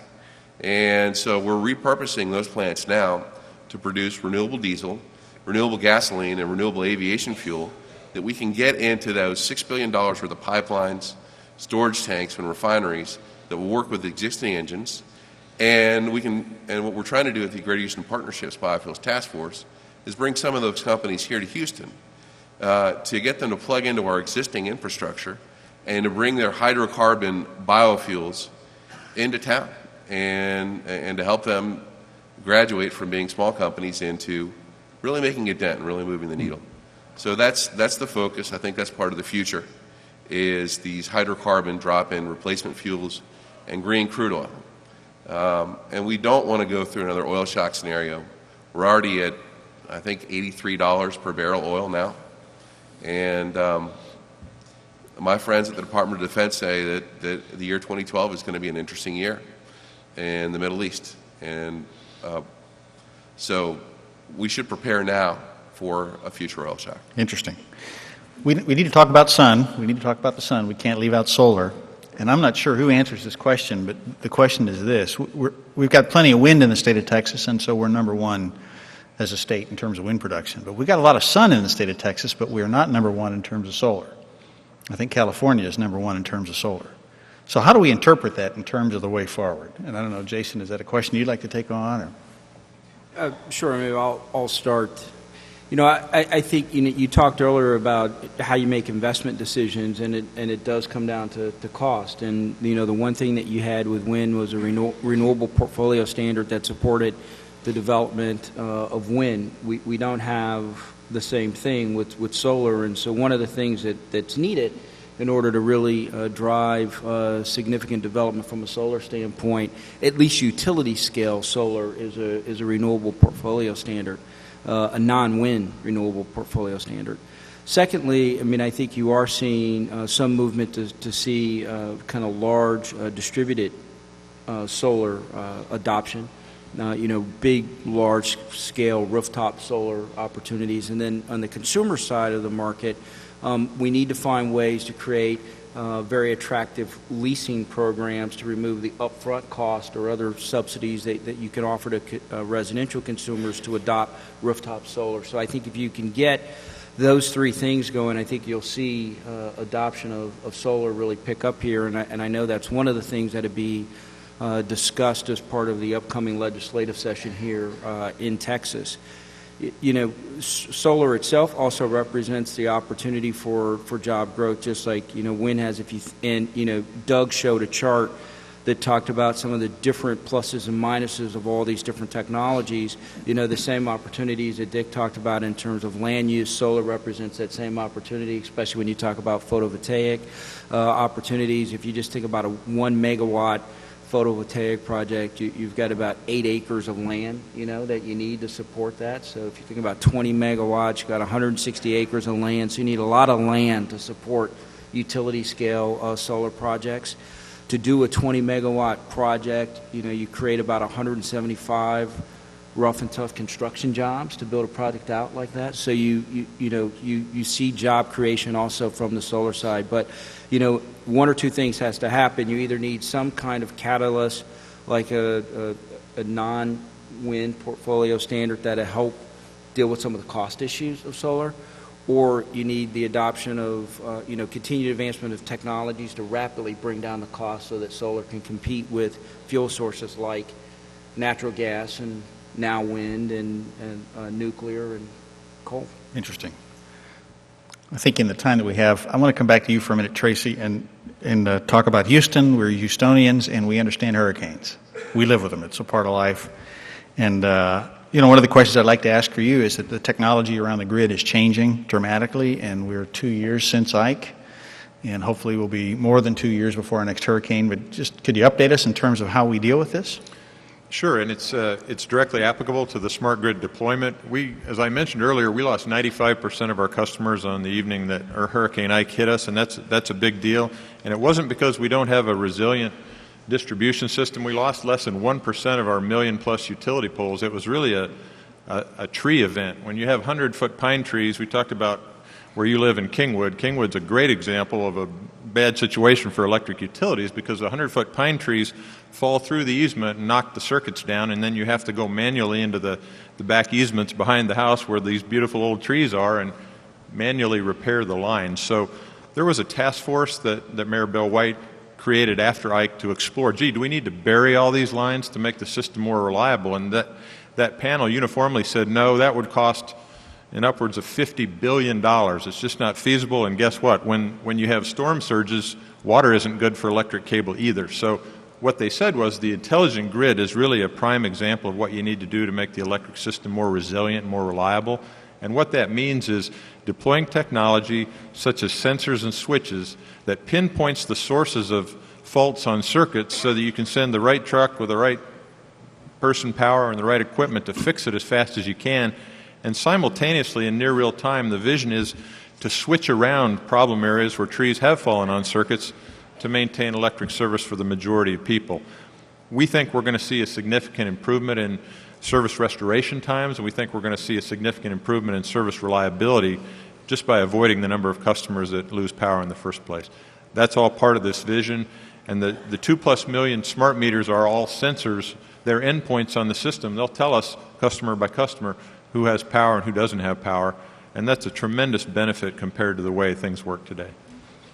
You know, the weather right after Ike was really nice. It was dry, it was sunny, and Ike wasn't all that bad. I think for the first 5 days, it was the first vacation I'd really had in my career. It was the second half when my family got tired of me and I got tired of the humidity. So, tell you what, I want to get us back on time.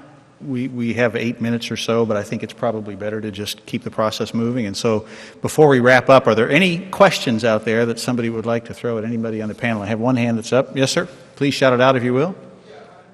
Great question. So in case you couldn't hear, where do we stand in fuel cells? So there was a lot of talk of it a few years ago, big investments in terms of preparing for fuel cells.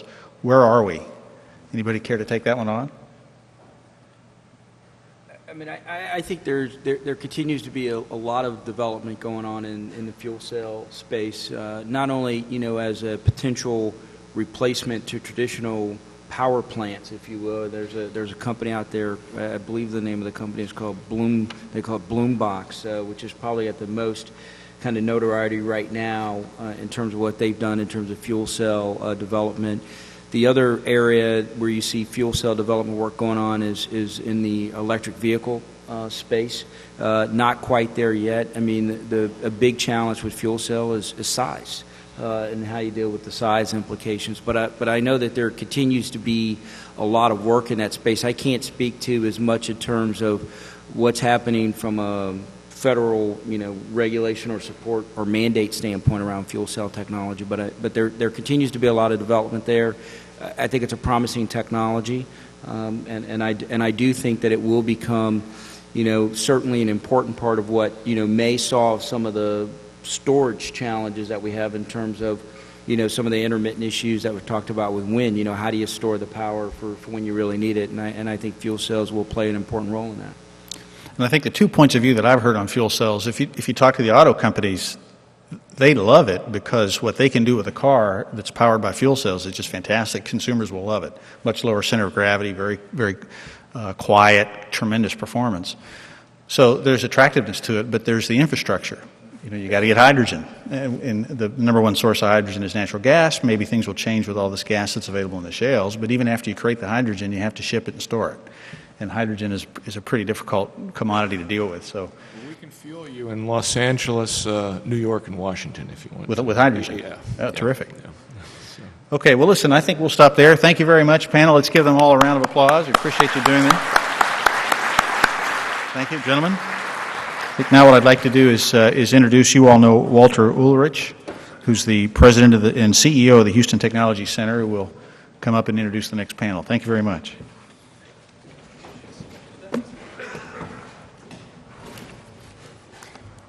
What a great morning it is to be in Houston, Texas. And what a great start to the day that we've had today. All of us at the Houston Technology Center applaud Judge Mosley and the Greater Houston Partnership on the central role that the Greater Houston Partnership plays in both our business and our civic community. And we are pleased to be co-sponsors with the event today. We join with the partnership in thanking all of you who are sponsors of our two organizations, and particularly those of you who have made today possible. If you're not familiar with the Houston Technology Center, we are a nonprofit, and our mission is to enable and to accelerate the emerging technology companies in our region.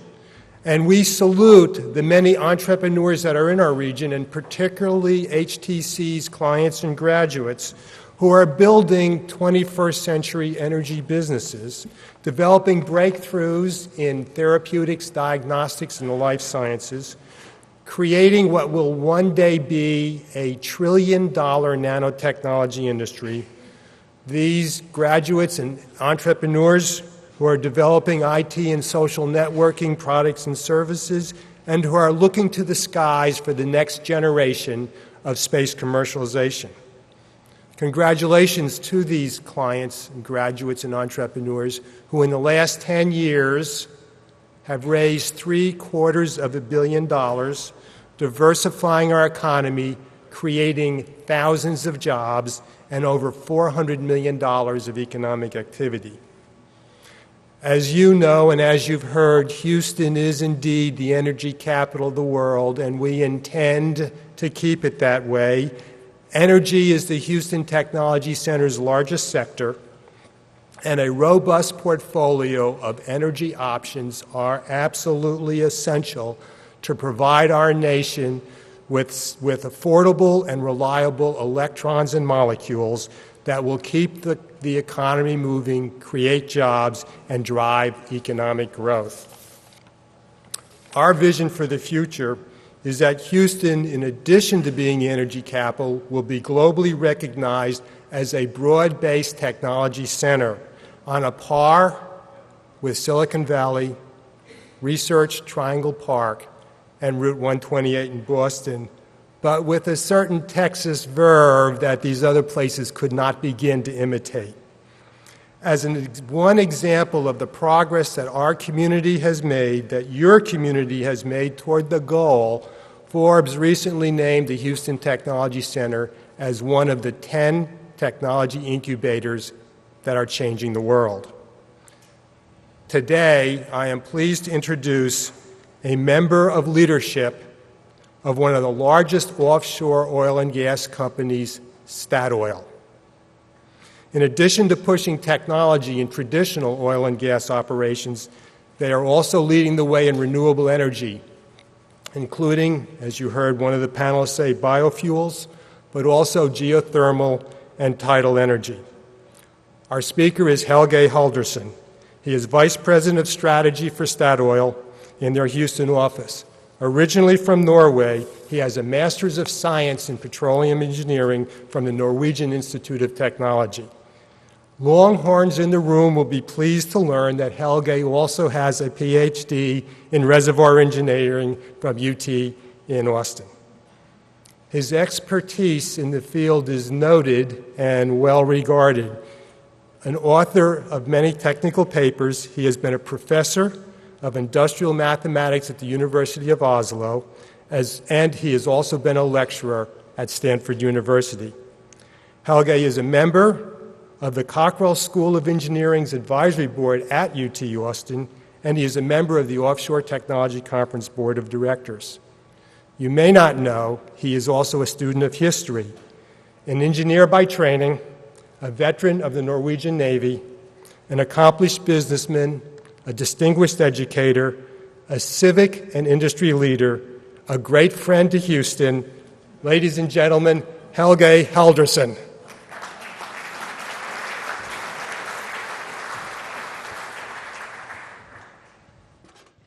Thank you, Walter. That was a handful. It can't be true.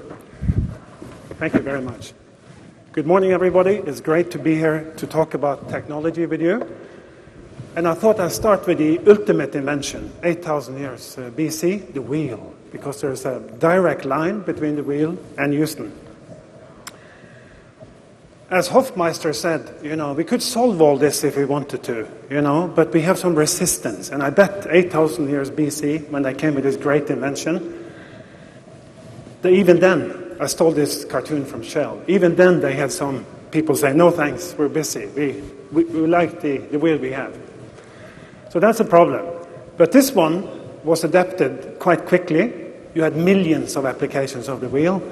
And this is the last horse taxi license given in London in 1947. And why the last? Because Henry Ford, this is an A Ford from 1929, he knocked out that way of transporting people. This was kind of a car that everybody could buy. And then it became so popular that right now we have 250 million of them in the US as we speak. I got that number yesterday. And the transportation sector, as we have heard, consumes 14.3 million barrels a day. So this is a very popular thing that the wheel made possible. And this has also been what has fueled Houston's growth. We should be proud of the contribution that Houston have made to give transportation to 6 billion people and counting around the world. And the company is doing that. I'm a runner, and this is a picture from down, I think, from looking at downtown from afar. And I want to throw in that I also like Houston a lot. I speak funny, I come from Norway, but I really like Houston, so that you know that all through my presentation, I love Houston. We've heard today that new things are coming, not the wheel, but electric cars are coming. And that could be seen as a threat to Houstonians, to the companies here, to the oil industry. But like we heard initially, we should look at it as an opportunity. This is a great opportunity. It is not a threat. And I hope you'll agree when I finish. What we're talking about here is survival. Everything is Darwinistic, survival of the fittest. And I'm going to be using a few TV shows to show you. We have to outwit, outplay, and outlast other cities and other companies. And I think Houston and you all, I can say it now, you all are going to do that. We are a listed company, so I have to warn you that some of the stuff I say might not happen, okay? Now I said it. When I was asked to speak here, I felt a little bit like the guy who said, Houston, I have a problem, because this is a difficult talk to make. But I'll talk about Houston today a little bit. When will the oil age end? Should Houston become the Energy 360 capital? Energy from every angle. You see what already, I can find hidden messages in US TV series, and I'll find a few more. Talk about Statoil, and then I'll be summing up. And most of the stuff is just question marks. I do not have the solutions. I want to share a few things with you. I think Houston is doing great, as I said, and I'm in the offshore technology board with Susan Cunningham from Noble. So we look at Houston very kind of offshore-ish. I like this picture from Technique. And I think you'll agree that this adds up. Energy, healthcare, aerospace, and high-tech, together with Texas hospitality, low cost, and the growing we see in Texas in general, is a good foundation. And I'll focus today on energy and technology the next 90 years. That's a tall order, but I'll try to do that.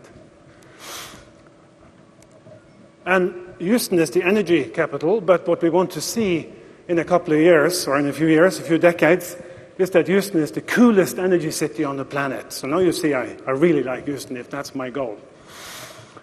This is, of course, what Houston has to serve, the customers on the planet. And in 2050, we're going to be about 9 billion people. Look at that curve. It's unbelievable, isn't it? What do we need? 50% more energy compared to today. But we also need maybe 50% less CO2. And then last week I read that according to the IEA, to make this possible, we need 1 billion electric cars to meet that CO2 reduction. There are many other ways of doing it. But my main message is that Houston, of course, has to look at what the world needs. And this is some of the stuff that these 9 billion people will be needing going forward. We have also seen, if you just project the use of oil in transportation, that as the old fields decline, we're opening up a gap to the tune of 4 times Saudi Arabia should we continue using oil as we see now and the growth put in. And this oil hasn't even been found yet, as you can see here.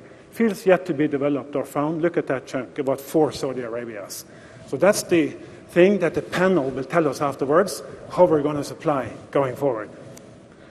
But we already reached peak oil. This is a plot of the percent contribution to the world energy consumption. And you look at oil, and you see it peaked in 1973 in terms of percentage contribution to consumption. And it's been on decline ever since, from about 50% now down to under 40, maybe 39. So we're getting lower carbon as we proceed. This just came out. It's called The End, a very gloomy publication, as you can see here. And it's hard for you in the back, but they're saying that the oil age is ending in 2100. We've seen so many publications like this. But I asked the question, when will we stop using oil? The interesting thing is that the oil reserves have grown the last 10 years by 23%, even if we use 300 billion barrels. Why do they grow? Because of the price and new technology. So as you will agree with me, oil reserves are an economic concept. When will the oil age end? Not because we ran out of oil. I'm sure of it. I feel very strongly that that's not going to be the reason why. It will end when the price was too high, didn't make sense anymore, or the alternatives are low enough, or the climate challenges are threatening, or as engineers we say, we don't know if it's a man-made global warming, but it might be, and maybe we should hedge against that might. And that's what we call risk mitigation in engineering. So this is kind of my view, personal view, on when will the oil age, when will we stop using oil. We've heard already from the speakers this morning that perhaps coal is going this way. We don't know how much. Big believer in gas. I'll show you that going forward. And then renewable also having the arrow the same way. And we heard already how it depends on technology development, unit cost, on frame conditions and incentives, and the introduction of some version of a carbon cost. Will it come? We don't know. Cap and trade, direct tax, we don't know. But this is going to be influencing a lot what goes up and what goes down, and the magnitude of the arrows. But I agree with what we heard from El Paso this morning, that between the old energy mix and the new energy mix, I think also that natural gas is going to be that bridge, for the reason that we heard from Doug. But it's going to be difficult to navigate as a city, as a company, as an individual. It's going to be difficult.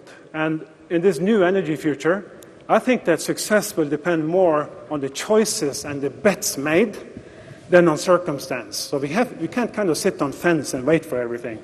You have to kind of take a bet. You have to make a choice. You can't kind of hedge against everything. So it takes clever leaders, clever CEOs. We all have to be clever to navigate correctly going forward. This is my version of Energy 360. If you think about it, we're going to be continuing for a long time with offshore and onshore oil and gas. But we have done an arsenal, I didn't have room for them all, of new energy possibilities. This is the concentrating solar power that we just heard about, but there are a long, long list, right? Then we heard already all the gas that has been discovered, adding up to maybe 100 years of gas in the US, and steadily new basins coming on. So my point with this is that we're talking about there is no magic bullet going forward that will solve it all. We need all the colors, and that's why I call it Energy 360, because we need the contribution from many of these going forward. I read very often that Houston is the oil capital, and I don't like that. We heard Walter call it the energy capital. I like that much better. But in the lingo around the world, Houston is still, and we have perception is reality, Houston is still the oil capital. And it shouldn't be, because it's not true, as you know. I think that if you look at capitals, I think Houston should put up a fight for other capitals. It should be the gas capital. Why not the solar capital? Why not the battery storage capital, and so on? So just to make a choice for you, you might disagree with me, but it kind of adds up to what they said before me. These are some of the capitals that Houston should be. I think here we have the smart grid. It was a strong one on that. We have the gas capital, the solar capital. Why not with all that sun we had, and so on. So if Houston really do all this, then we have the Houston 360 energy capital that I'm talking about. And we heard we have to also be really having the infrastructure to make all this happen. So Houston needs to be the leading city in many flights of Canadian geese flying along, not just in oil, and I think we all agree on that. A little word about sun. This is a map of where solar power is convenient for making a lot of power around the world. And I recently went to the UK, and to my amazement, I'm from Norway, of course, we have sunny days, but not that many. It rains a lot on the west coast, and in Edinburgh and in London. But here you can now rent your roof to British Gas, even with so few days, right? They install solar power, sell it to the grid, contribute to the island's power supply. And I'm asking, why can't I rent my roof to Reliant, in Houston? This is amazing, the difference, right? And look, over here, they're plotting it out to be not just suitable, but good and even outstanding, as we heard in earlier talks today.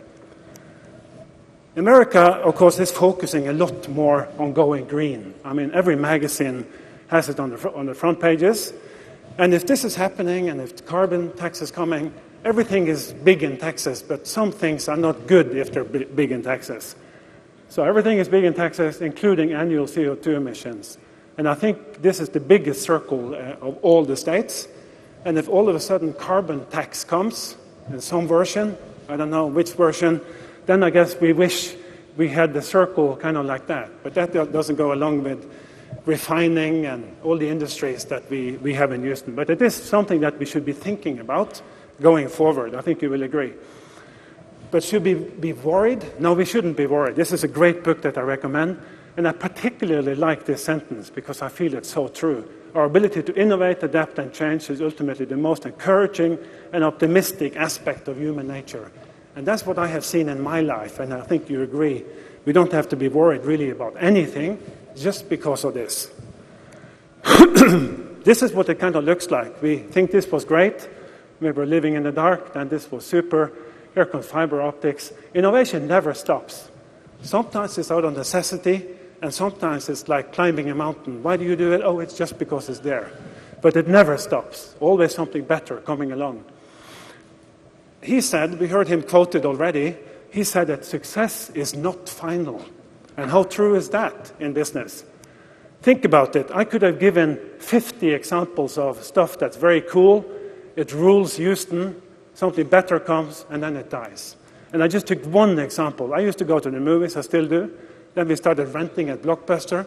20 years ago, we all went there. They were the leading supplier of movies to see with pizza.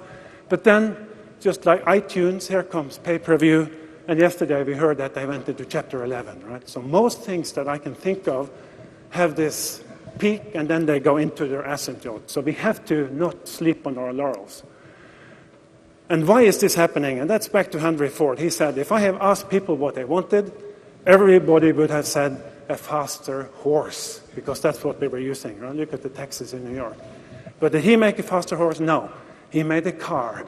And then everybody with that horse were kind of out of business, particularly when it comes to transporting people, except in New Orleans, when they go to Jackson Square and want to have a good time. Somebody even mentioned Detroit. They kind of stole my thunder. I think we can agree that you have to deal with reality, or reality will deal with you. And that's back to that peak again. Success is never final. We have to renew ourselves, otherwise we become irrelevant or obsolete. But there's more than money. And I think he captured this best. Nothing is stronger than an idea whose time has come.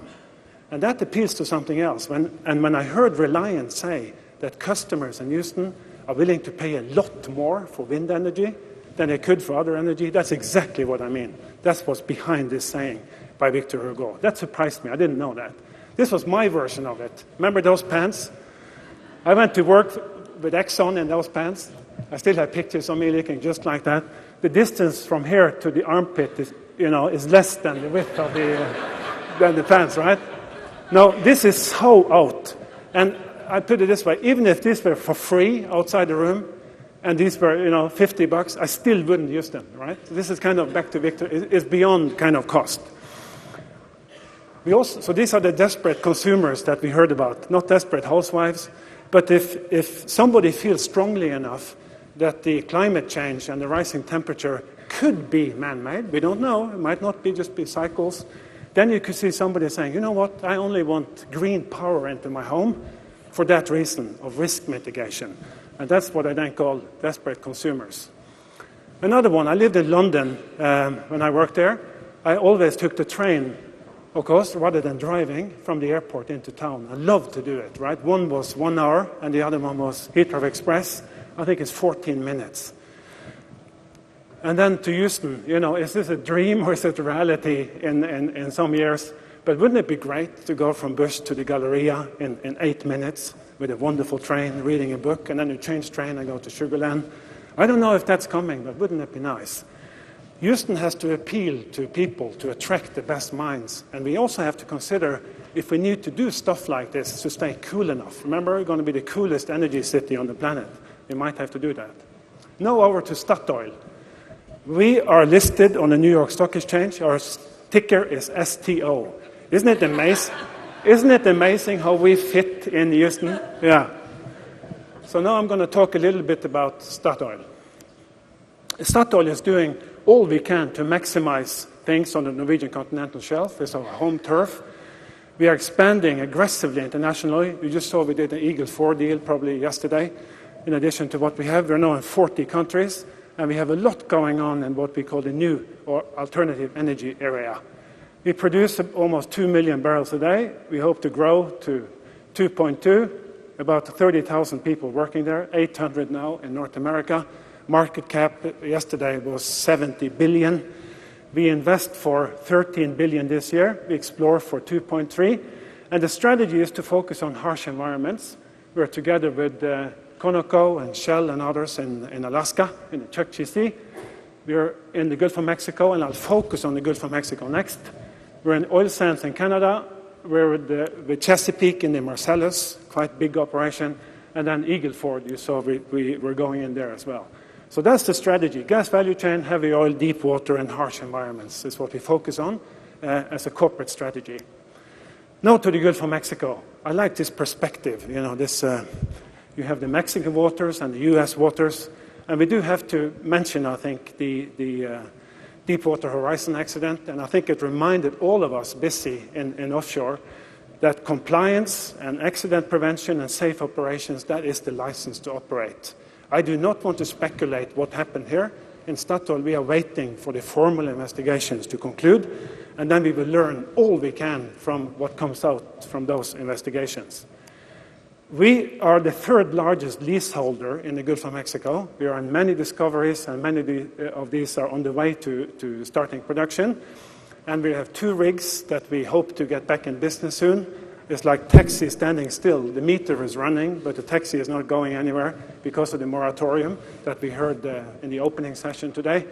So we hope to be back in business very soon to drill up our prospects and grow the Gulf of Mexico together with you. One thing that makes it difficult, and the reason why it's so much oil left in the Gulf of Mexico, is that salt. As you know, salt is overlaying all the sands and the traps, and you have to see through it. So better technology for perfect subsea imaging is something that all companies are working on very, very hard. It's a key technology to unlock the values of the Gulf of Mexico.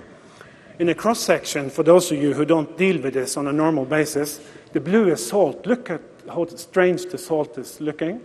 You have to go through it all. First the water, then the salt, back into rocks, and then hopefully, 30,000 feet down and $200 million later, Susan, you hope you find a big oil field. So this is the territory, and you see how important it is to have technology to map this correctly. Let's say we made a subsalt discovery in the Paleogene. The Paleogene is the new type of rocks that we're going for. The Miocene has been what has been developed so far. And here, say, we have a great discovery. And just like in the Marcellus, I'm saying I would like to have long horizontal wells, even undulating, and I want to frack them every 2,000 feet. People are saying, are you crazy? We can do that at 7,000 feet, not at 30,000 feet. And I'm saying, why not? We sent people to the moon, right? So I think technology to crack the Paleogene, as I call it, is now very on top of the list for many companies. And we should try to push the envelope with Schlumberger and every supplier of anything to make this possible. And I like this saying. I heard that many times living in Houston. Try telling a Texan that can't be done, and they're going to show you. Over to what we do on sustainable. We've heard some about it already. We are into the business of renewable power, generating it and selling it, wind particularly, sustainable fluids and carbon management. And then we're either investing or just supporting in other means pilots in all these areas that you see here. So we're we think this is a very important part of what we do as an oil company. Remember I showed Texas had the biggest CO2 emission of all the 50 states. We're trying to have as a policy to be a leader in carbon efficiency. So if you compare the average kilo CO2 per barrel produced in Europe and the world with what we have in our portfolio, we have 7 kilo CO2 per barrel produced, and we want to keep it low. So that's kind of a strategic policy. Also, that would be good if we get that carbon tax or something else that we talked about earlier. Here is a wind farm that we're installing as we speak offshore the UK. It's a $1.5 billion investment. It's 88 windmills. It's going to power 220,000 homes starting in 2012. So it's a huge installation. Here's another one that can be really far offshore. It's called the high wind concept, and we're testing it now for 2 years. They mentioned tidal power. We have a big tidal pilot, so it's the ebb and tide of the water coming in and going out generating power on this pilot. And then I think we are the biggest company in the world in terms of kind of oil companies when it comes to capturing and injecting CO2, or CCS as we call it. I won't bore you with the details, but in this offshore field here in Algeria and in Snøhvit, the LNG plant, we are capturing so much CO2 per year. We're injecting it. It adds up to almost 3 million tons. We re-inject it in aquifers. And that adds up to kind of 1 million cars not emitting exhaust, if you want. So this is something that we feel very proud of and we want to continue doing, and something Houston could be leading in, because this is kind of reservoir engineering and geology and the usual stuff, right? Another TV series, we heard it already. Every president since Nixon in 1971 has said, elect me and I'll make you independent of foreign oil. Hofmeister mentioned it, I think, in his previous speech I heard. But then the message gets lost. Why is that? I don't know. But some have said it already. Maybe what we need, I love this show, by the way. I start crying when that family moves in. Somebody has said that I'm just a visitor, I don't know, but maybe that the U.S. need a longer-term energy policy rather than just 2-4 cycles with the politician. And remember Gilligan's Island? Gilligan's Island, they could make a radio out of a coconut. Remember that? And I'm so impressed with Houston Technology Center, with Stanford, with MIT, with all the stuff that you can do in this country. It's unbelievable what America can do. But, you know, we have to be careful so we don't become like Gilligan's Island. They could make a radio out of a coconut, but they couldn't fix that hole to get off the island, right? They couldn't get off the island. Yeah. So use that fantastic innovative capacity in the island to not do that. And it's a matter of deal or no deal, isn't it? People agreeing on a bigger measure to do something together in Washington and Texas or in Houston. And what is an example of that, I think? We all have our special interests. We have the coal group and the gas group and this group and that group. We need a shared vision for the future to move on. And I think this is kind of when the Russians were first at everything in space and America was second. And then he came to Houston and he gave what's called a Man on the Moon speech at Rice University on a hot day in September 1962. You all know that let's go to the moon before this decade is over. But I checked the speech yesterday, and he also said this, but this city of Houston, this state of Texas, this country of Houston, was not built by those who waited and rested and wished to look behind them. That was earlier in his speech, right? So that's very appropriate. We need to kind of rally behind something that's bigger than party politics or what should I say. And I think we can do that, and we have done that here in Houston.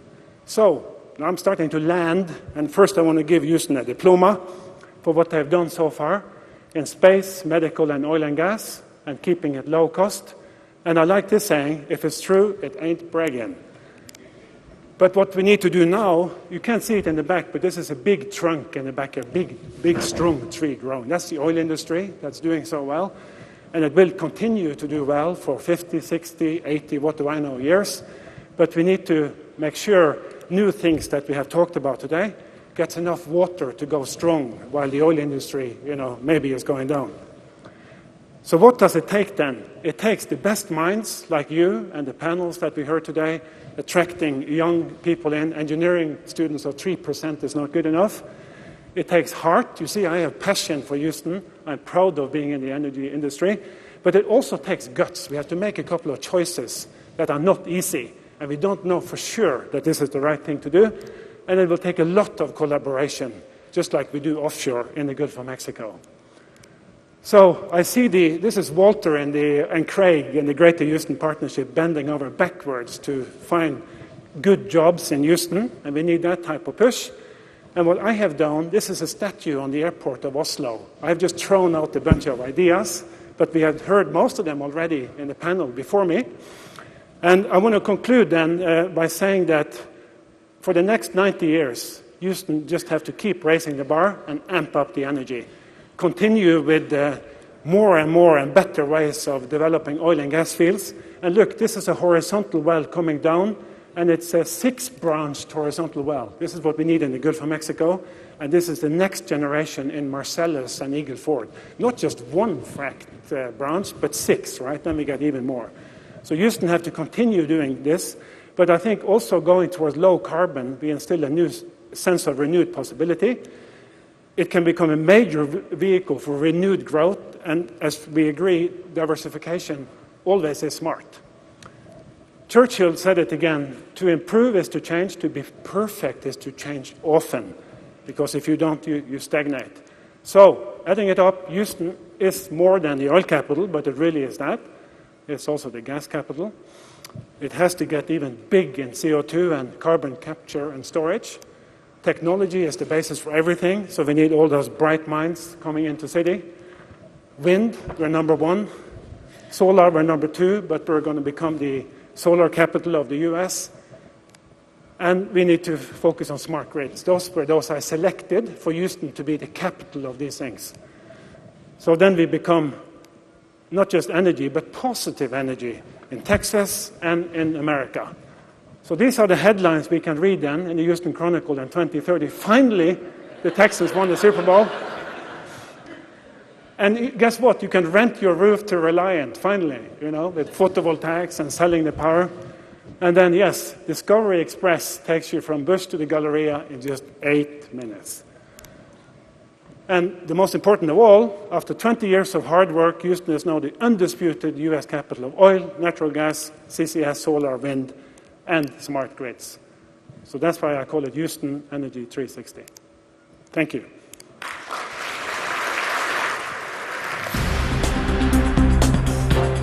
Ladies and gentlemen, welcome to the Promoting New Technologies and Creating Jobs in Traditional Energy panel discussion. Please welcome the moderator for this discussion, Charles Swanson, Managing Partner, Ernst & Young, LLP. Well, good morning. And as the announcer said, I'm Charles Swanson, Managing Partner of Ernst & Young's office here in Houston. It's indeed a pleasure to be here this morning and moderate this distinguished panel. I think it's important to note that in the United States today, oil and gas, or fossil fuels, I should say, first, it accounts for almost 85% of our energy needs still. And within that segment, oil and gas is, of course, the dominant portion of that, accounting for 2/3 of our energy sources as a nation today. And, of course, Houston plays a leading role in that sector. And so what happens in oil and gas is very critical to our local economy in the Southeast Texas area in general.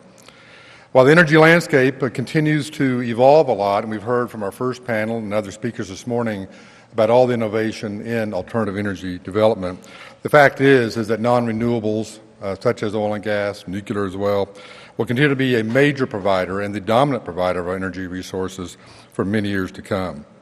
So it's particularly important, we think, today that we look at what are the new technologies that are evolving in those sectors, and ultimately, what are the job creation opportunities that we can reasonably expect from those two segments of our energy portfolio? I will keep my introductions of our panelists brief today in view of our time, but I will point out that out in the foyer we have some bios posted, as well as I think in some of the materials that you have with you. To my far right, first of all, is Juan Garza. Welcome, Juan. Juan is the president of Advanced Technology for NRG Texas. To my near right is Stuart Page, Chief Executive Officer of Glory Oil Limited. To my far left is Rod Nelson, the Vice President of Communications for Schlumberger.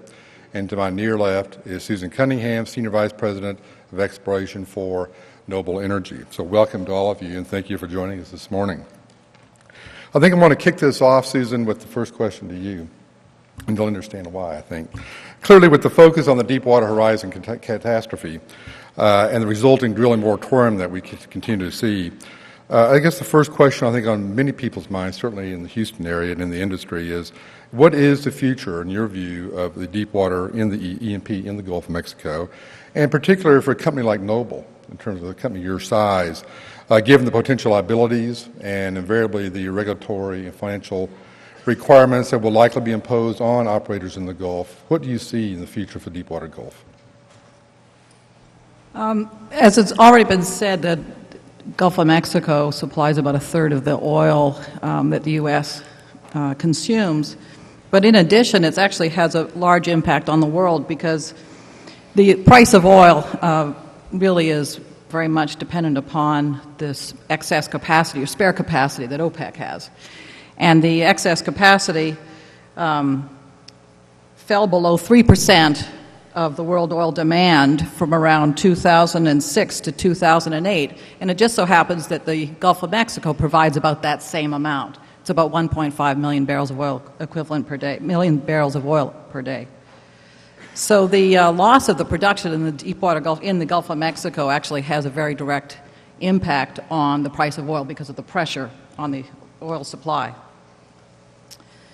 Independents like Noble are actually a really key Gulf of Mexico participant. Right now, independents hold the majority interest in 81% of the Gulf of Mexico leases and 46% of the producing deepwater leases in the Gulf of Mexico, 80% and basically 50% of the production. They've drilled over 1,298 wells in the deep water and currently account for over 900,000 barrels of oil per day. By 2020, an exclusion of the independents from the Gulf of Mexico would eliminate 300,000 jobs and result in a loss of $147 billion in federal, state, and local taxes from the Gulf region. So independents like Noble are really, really important. So the question is, can a company like Noble actually compete, as you asked? We actually are very well positioned to compete. A little bit about Noble first. We are a $13 billion market cap company with an investment grade rating. We've operated responsibly in the Gulf of Mexico for over 2 decades. Our business plans include investing in at least $2.5 billion in exploration and development investment in the Gulf of Mexico through 2015. We also operate in the deep water in Israel, West Africa, and offshore China and Ecuador. And we also operate onshore U.S. and some of the gas that Mr. Fauché talked about earlier. So we are really very well positioned to compete. We had 2 rigs actually drilling prior to the suspension, and we have received the first industry completion permit for our Santa Cruz development from the BOEM subsequent to the suspension. And the reason for that is because we're already doing many of the things that are being asked to be done in terms of safety regulations and all those sorts of changes, and we're routinely doing them.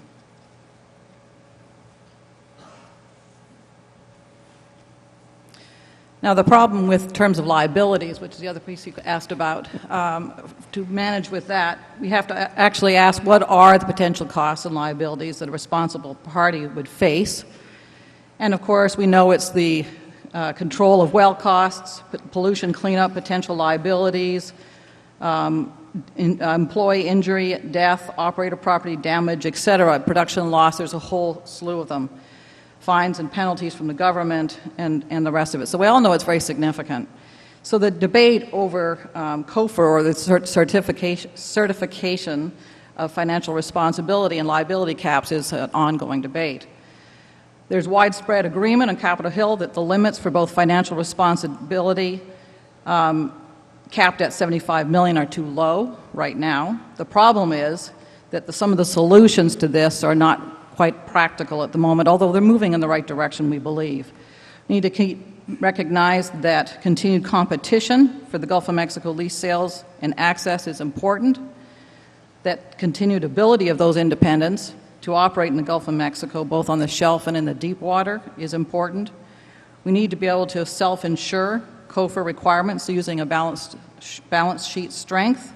We need to have reasonable limits, etc. So there's a lot of, we need to have shared liability within the industry. And so one of the things that we favor is a kind of a 2-tiered approach, which is basically that there'd be a variable COFR with $250 million maximum for Tier 1 response, and then legislatively mandated industry-funded mutual vehicle or two-tier response, which would be appropriate for the smaller companies. Now, that's not a mutual insurance company. It's mutualized sharing of the risk and responsibility across the offshore energy industry. All the producers would be required to participate. There would be a per equivalent barrel fee on leaseholding, production and throughput, rapid access to financial resources. And one of the things that I really like about this idea is that it creates incentives for the industry to share best practices. And this is the thing that I think we've been trying to do it because we all think it's the right thing to do, but the real incentive to share best practices across the industry would be a real advantage of having this sort of a system. So we are very optimistic, and we believe that it's going to move in this direction and that independents like Noble will be able to be a part of the continued activity in the Gulf of Mexico. Great. Well, that's very encouraging to hear. As I think we all know, there are many companies like Noble that make up the Houston and Southeast Texas economy, so that's very encouraging, Susan. Thank you. Rod, I guess kind of a follow-up in relation to the Deepwater Horizon event. There's clearly been really almost a laser-like focus now on environmental health and safety issues and operating in the Gulf. How do you and the folks at Schlumberger see the industry reconciling what will undoubtedly be increased demands in that area with our tremendous need for ongoing development of energy sources there? Thanks. I think the first thing, you mentioned the Macondo well, I think the first thing that we've got to recognize is that that was a disaster. People were killed, and environmental damage was done, economic damage was done, and that's unacceptable. We've got to do a better job. And I think since that time, the government, society has asked a couple of questions. One of them being, can you do this stuff in 5,000 feet of water safely? And in the event of an incident, can you contain it better than what we did post-Macondo? So let me take the first one first. So since that time, a number of reports, a number of folks, commissions, internal BP organization, for example, looked at what led up to that incident, what caused it. We don't know the full answer yet, I don't think, but we know that it wasn't one single thing. And I think that it sort of laid out a roadmap and a series of things that we've got to do better. And cooperatively, the government, the new BOEM, and industry have put together some new regulations and procedures that have started to come in place that will be required before you start drilling again in deep water to satisfy.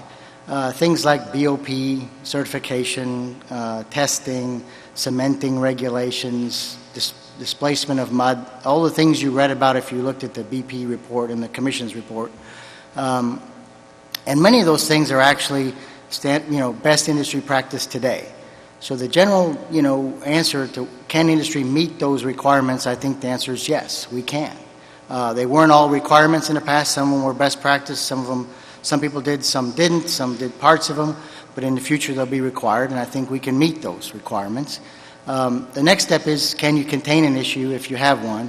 And to that end, you've probably read about the fact that four of the biggest oil companies put together what they call a marine containment company, which is capitalized at $1 billion or so.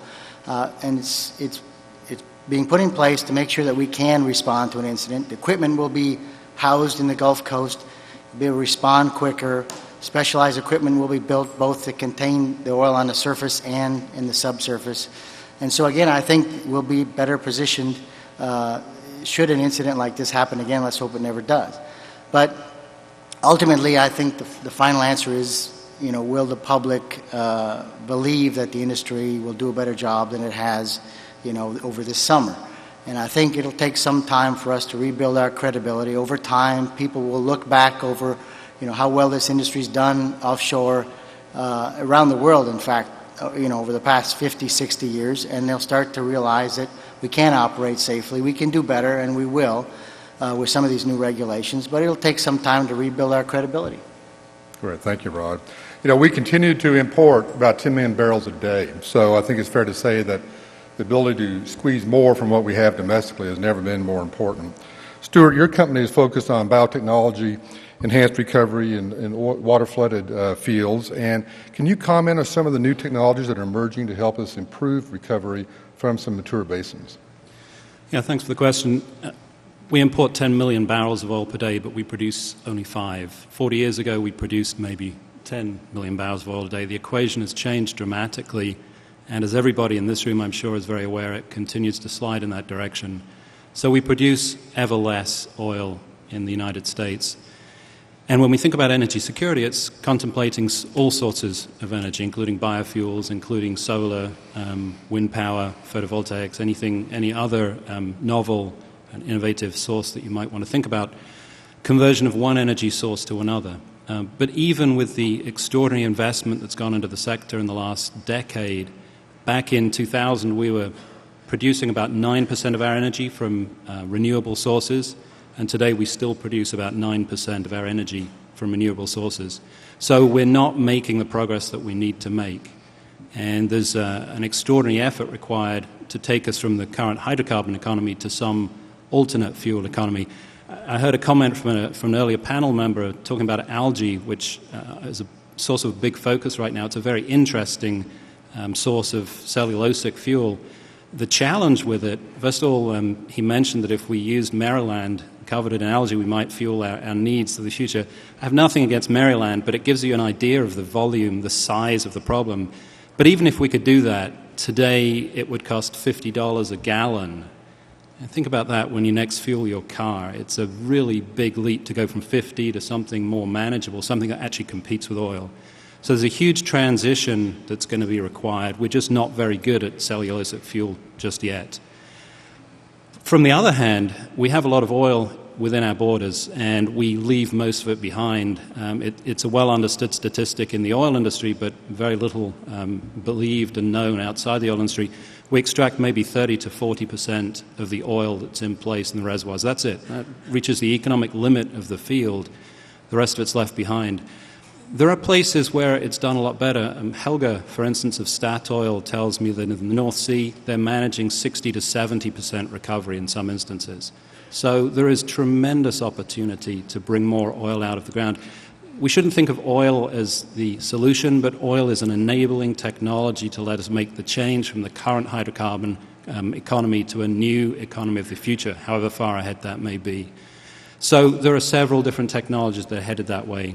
Many of them use chemicals, the idea of putting bulk chemicals into reservoirs to try and change the downhole environment and extract more of the oil.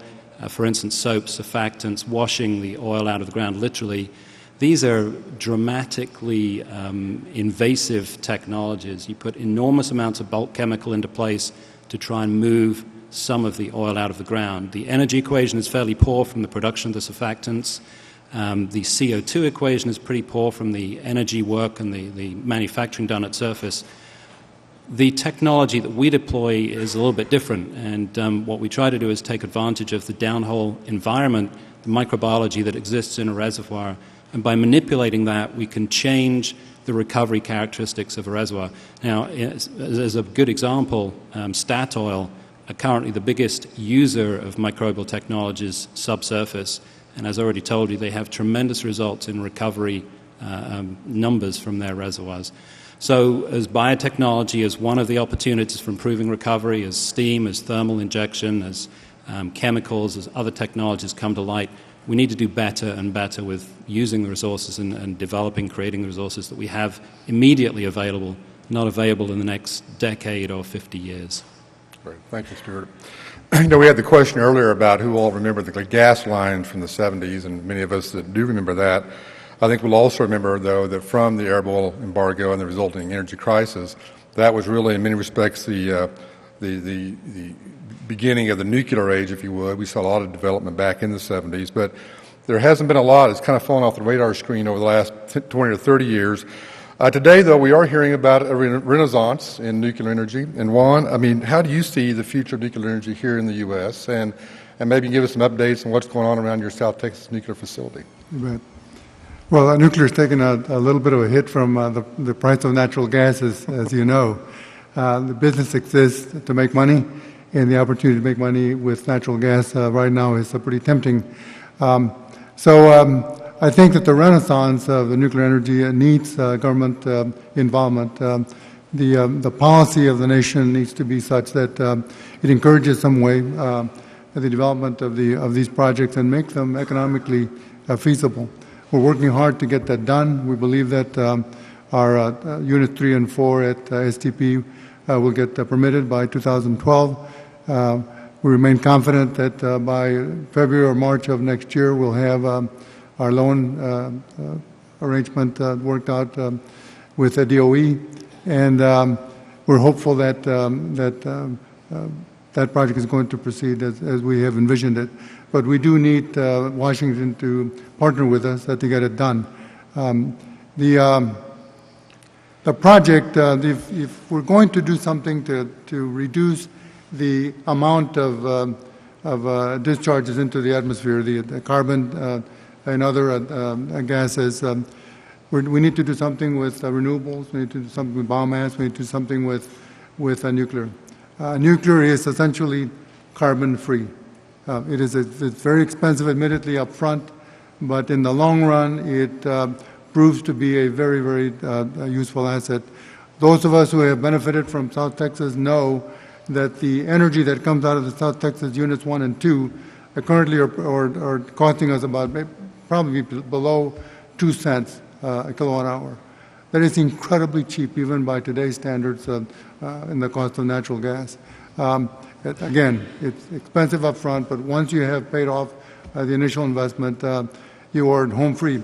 And think about it, even in public power, where I come from, we sell 20 or 30-year bonds to pay off an investment like that. The remaining life of that asset, you're getting basically energy for the marginal cost of that facility.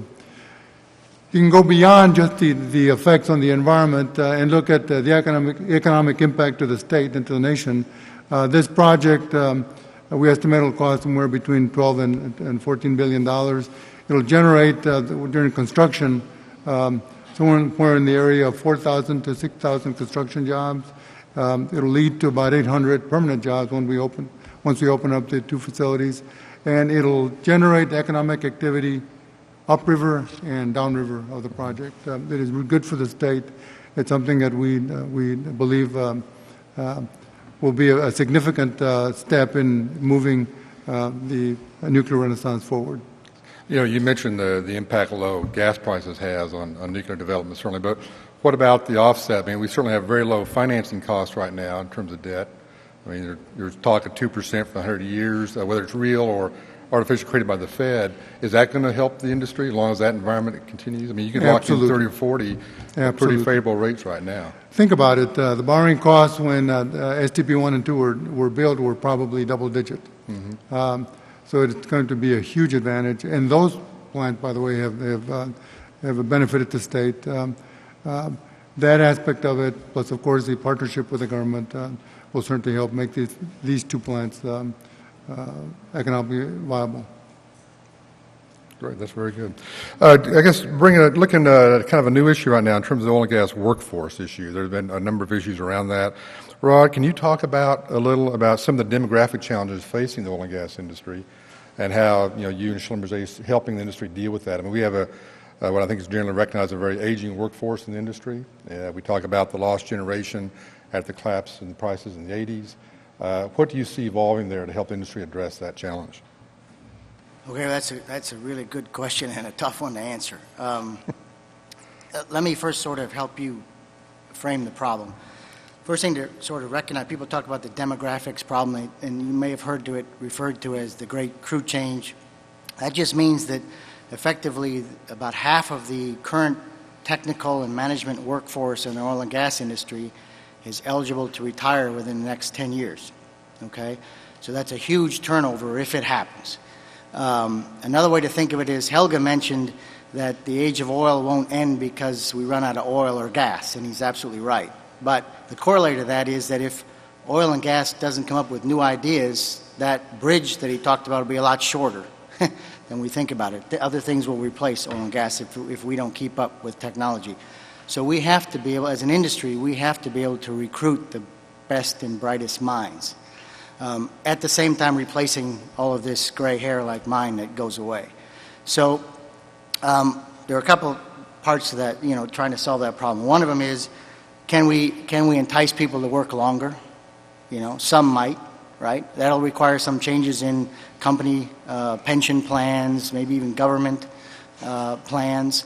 Part of it is you have to recruit globally. The numbers will not be made by U.S. and Western Europe university graduates. It's absolutely impossible. You can look at the numbers, it won't add up. So you're going to, if you think about that in terms of if you're a U.S. person or a U.S. student, you are going to more and more in the future compete with, you know, the best and brightest from India and China and Indonesia and Brazil, right? And it'll be an absolute global competition. Okay, so to that end, you know, Schlumberger has. There's a lot of companies, by the way, launched. About 100 other companies launched together with the White House a program a couple weeks ago called Change the Equation, and it's a program. Each of those companies is contributing about $1 million or so over a number of years to improve STEM education in U.S. high schools. We have to improve both the quantity and the quality of the high school technical graduates that are looking at going into technical fields in universities. The particular focus has to be on women and minorities. We still have a tremendous underrepresentation of women and minorities in science and technology, engineering and math in high schools and particularly in universities coming out. So that's one way to address the numbers problem.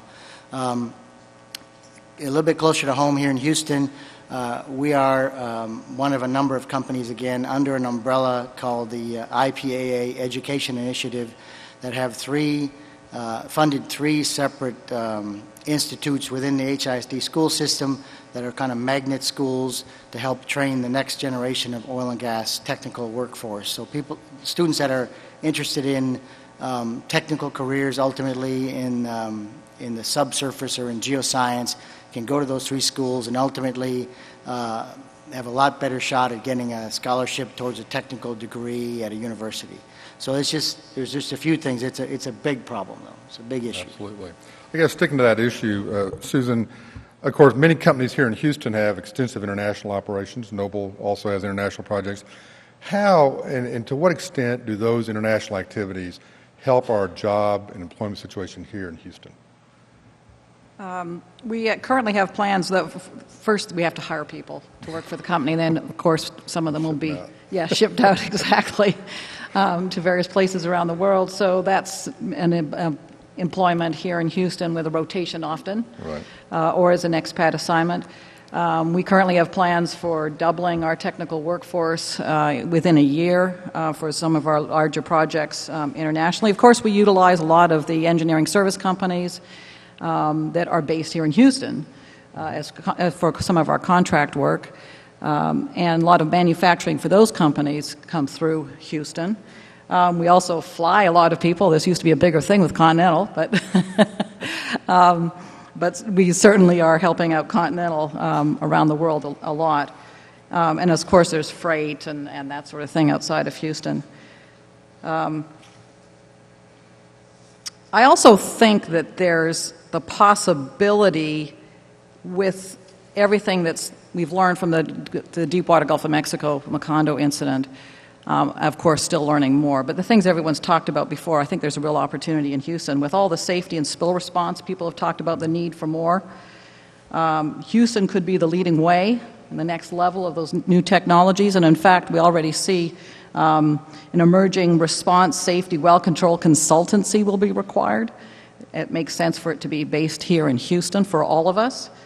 Booming industry for certification and reviews for equipment, safety equipment, BOPs, and it could again come out of Houston for around the world. Companies such as Clean Gulf will likely grow their services here in Houston. We will be utilizing those as other companies would be for both what we learn here as well as what we export. We approach everything around the world with what we've learned here, so it's one standard for the world. It's not going to be a lower standard somewhere else. So all of the learnings here will be exported, which means people, technologies, and all the rest of it. And we see the possibility of advanced technologies such as modeling blowouts, the impact on where the most environmentally sensitive areas are, to determine what the best response is, so a more targeted and modeled high-tech approach. And again, I think that's something that's starting to be talked about, starting to be worked on here in Houston, and could grow, and we would utilize, again, around the world. And of course, there's containment technologies and spill disbursement technologies working excuse me, throughout the industry here, which I think would have a large impact. So it sounds like Houston can look forward to the use and development of technology will be a driver in our employment, even though we'll be exporting a lot of that. Exactly. I guess, Stuart, to that end, what do you see, or what are some of the key and fundamental skill sets and requirements in the workforce of the future for oil and gas as it relates to not only the enhanced recovery that your company's in, but the whole broader technological picture for the industry? So let me start with some numbers around the size of improved oil recovery, what we can do with the stimulus that will provide us. The DOE estimates that $280 billion of royalties, taxes, and other revenues will occur just by improving the recovery of oil in the U.S. When you put that in the context of the labor force that creates, the employment opportunities that creates, it's actually quite a staggering number. In terms specifically of technology, of the type of technology that we're deploying at the moment, we have two different sets of employment opportunities. The first is we're extending the life of oil fields, and this is for any technology, any extractive technology that improves what's happening right now. Anyone that's driven around Texas finds these small old towns that are supported entirely by an oil field that's nearby. And when that oil field dies, so does that town. When the revenue stops from that oil field, all of the services go away, all of the support infrastructure goes away. So by extending the life of these fields, you extend the life of those towns by a dramatic amount. We can probably add decades upon decades of economic viability of these places. So the field workers that are currently involved in that typical traditional skill set is obviously a preservation opportunity for improved recovery. Then you come to the scientists. We are obviously not a traditional oil field technology. We employ microbiologists, biochemists, people that you wouldn't normally find engaged in oil extraction. I'm disappointed to say that the majority of my science team is non-U.S. Educated. To your point about we need to create more scientists, more engineers in this country and in this state, it's a shame. We went out, we sought the brightest from around the world, and they didn't happen to come from Texas. So it's a reflection on the priority of the educational system, I think, but we need more scientists involved, we need more engineers involved, we need more chemists involved. We need more people that are focused on these new technologies. It's interesting. We have such a great infrastructure in Houston. The medical center is a great technology center. It has an enormous amount of new ideas and brilliant people. And we're actually blending some of the medical technology into the oil industry. And I think that opportunity is really great for Houston because we have such a basis of these knowledge workers. So we're doing some of that. We're employing people. We've doubled our size in the last year, and a lot of that is scientists, non-traditional oil field workers. There's another opportunity, too, as we get better at deploying technologies that extend the life of oil fields. We're actually engaged in a project right now in Kansas where we're resurrecting a field. The field's been shut in for 8 years. It hasn't been producing oil, so there's no economic benefit to it. But as we start to return it to production and utilize technology to improve the extraction of oil from it, it will start creating jobs. We've already added a couple of jobs up there for this project. It'll start creating revenues for the state, for the taxes. So there's a tremendous opportunity. I guess, Juan, continuing that same theme, the nuclear industry has struggled like oil and gas in terms of its image among young people. What do you see are the key factors in the nuclear industry to keep the young and talented workforce coming in that you'll need to grow? Well, continuing with our current staffing, developing new recruits into the industry will be challenging. We're reaching, again, the retirement age for many of our employees, so we'll see a turnover. We'll have to plan for that. At the same time, we'll have to plan to staff the expansions. So we've got a couple of challenges there facing us. The industry is somewhat male-dominated. We need to expand the capacities to include women. We're doing several initiatives to introduce young women into the field. We need more minorities in the field. I read recently, but I just cannot remember the citation, that India does produce the greatest number of engineers in the world. Second to India is Mexico. It's interesting, we look to Western Europe and other parts of the world, but right down south of us, we said pretty fertile recruiting ground that we need to look at. So we're doing those things. As I said, the project will create new jobs both in the construction phase and then in the ongoing operation phase. And we intend to do most of recruiting and development of that talent here in Texas. It will require the construction of a control room simulator somewhere in Texas, hopefully at one of the universities, and we'll run people through that training facility to get them prepared to work in our power plants. The power industry is one area where you can take young people from high school, train them in the trades, and get them good jobs. They can raise families on the monies that they can make working in our arena.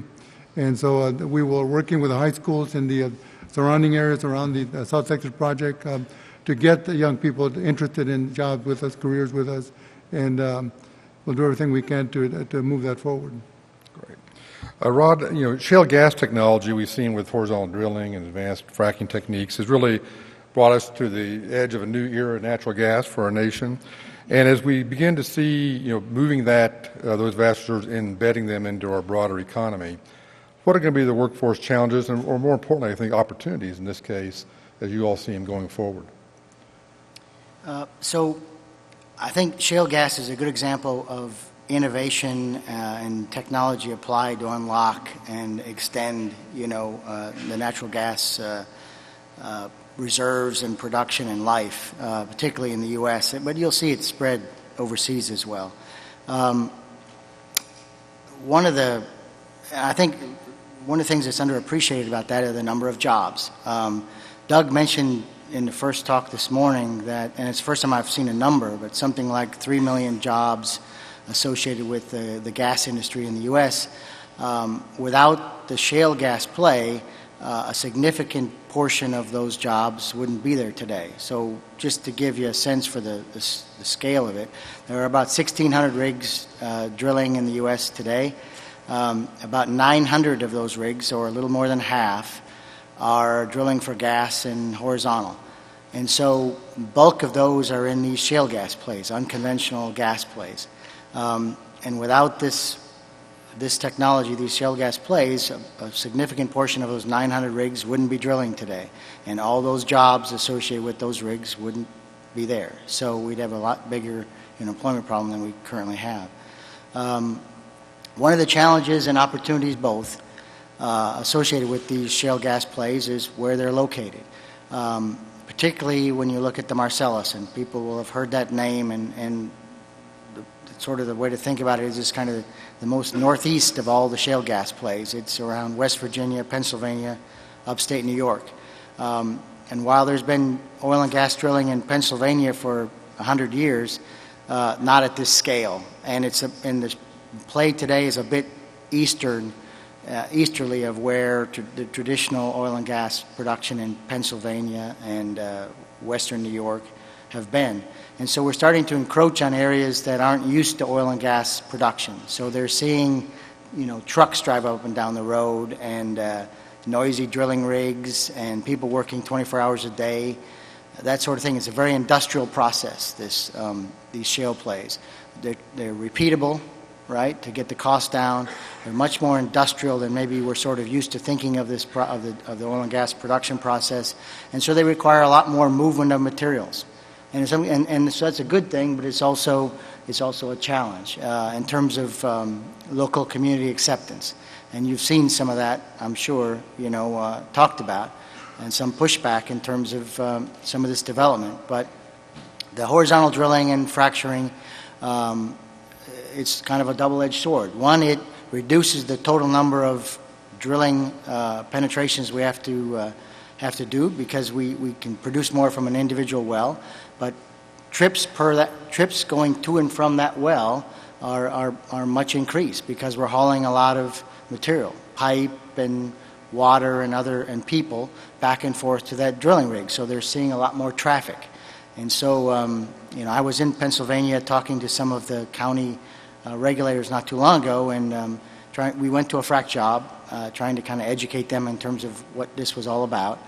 And, we obviously had a safety briefing before we went out there, and we went through all the things that they were going to see out there. And they, their natural question was, what's the most dangerous thing that we're going to be exposed to today? And I said, driving to and from the well site will by far be the most dangerous thing you're going to see.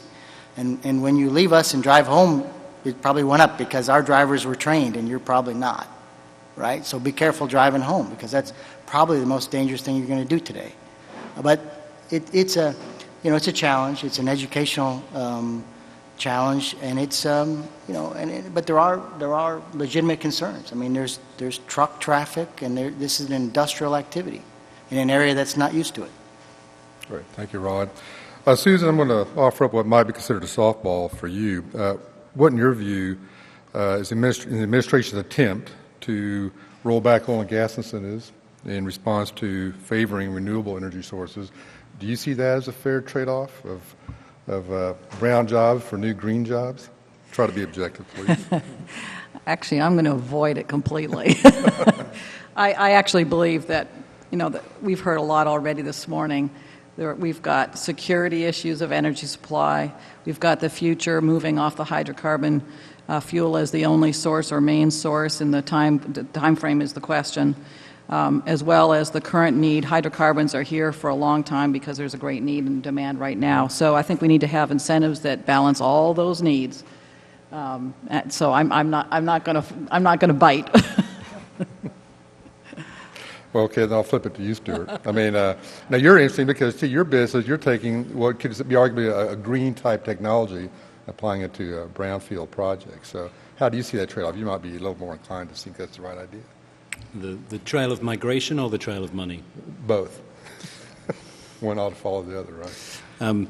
Yeah, so I think I commented in my introductory remarks that the trail of changing from one technology to the other is long. It's a necessary migration, but we've got a long way to go to get there. And in the meantime, we do the best with the technology that we have.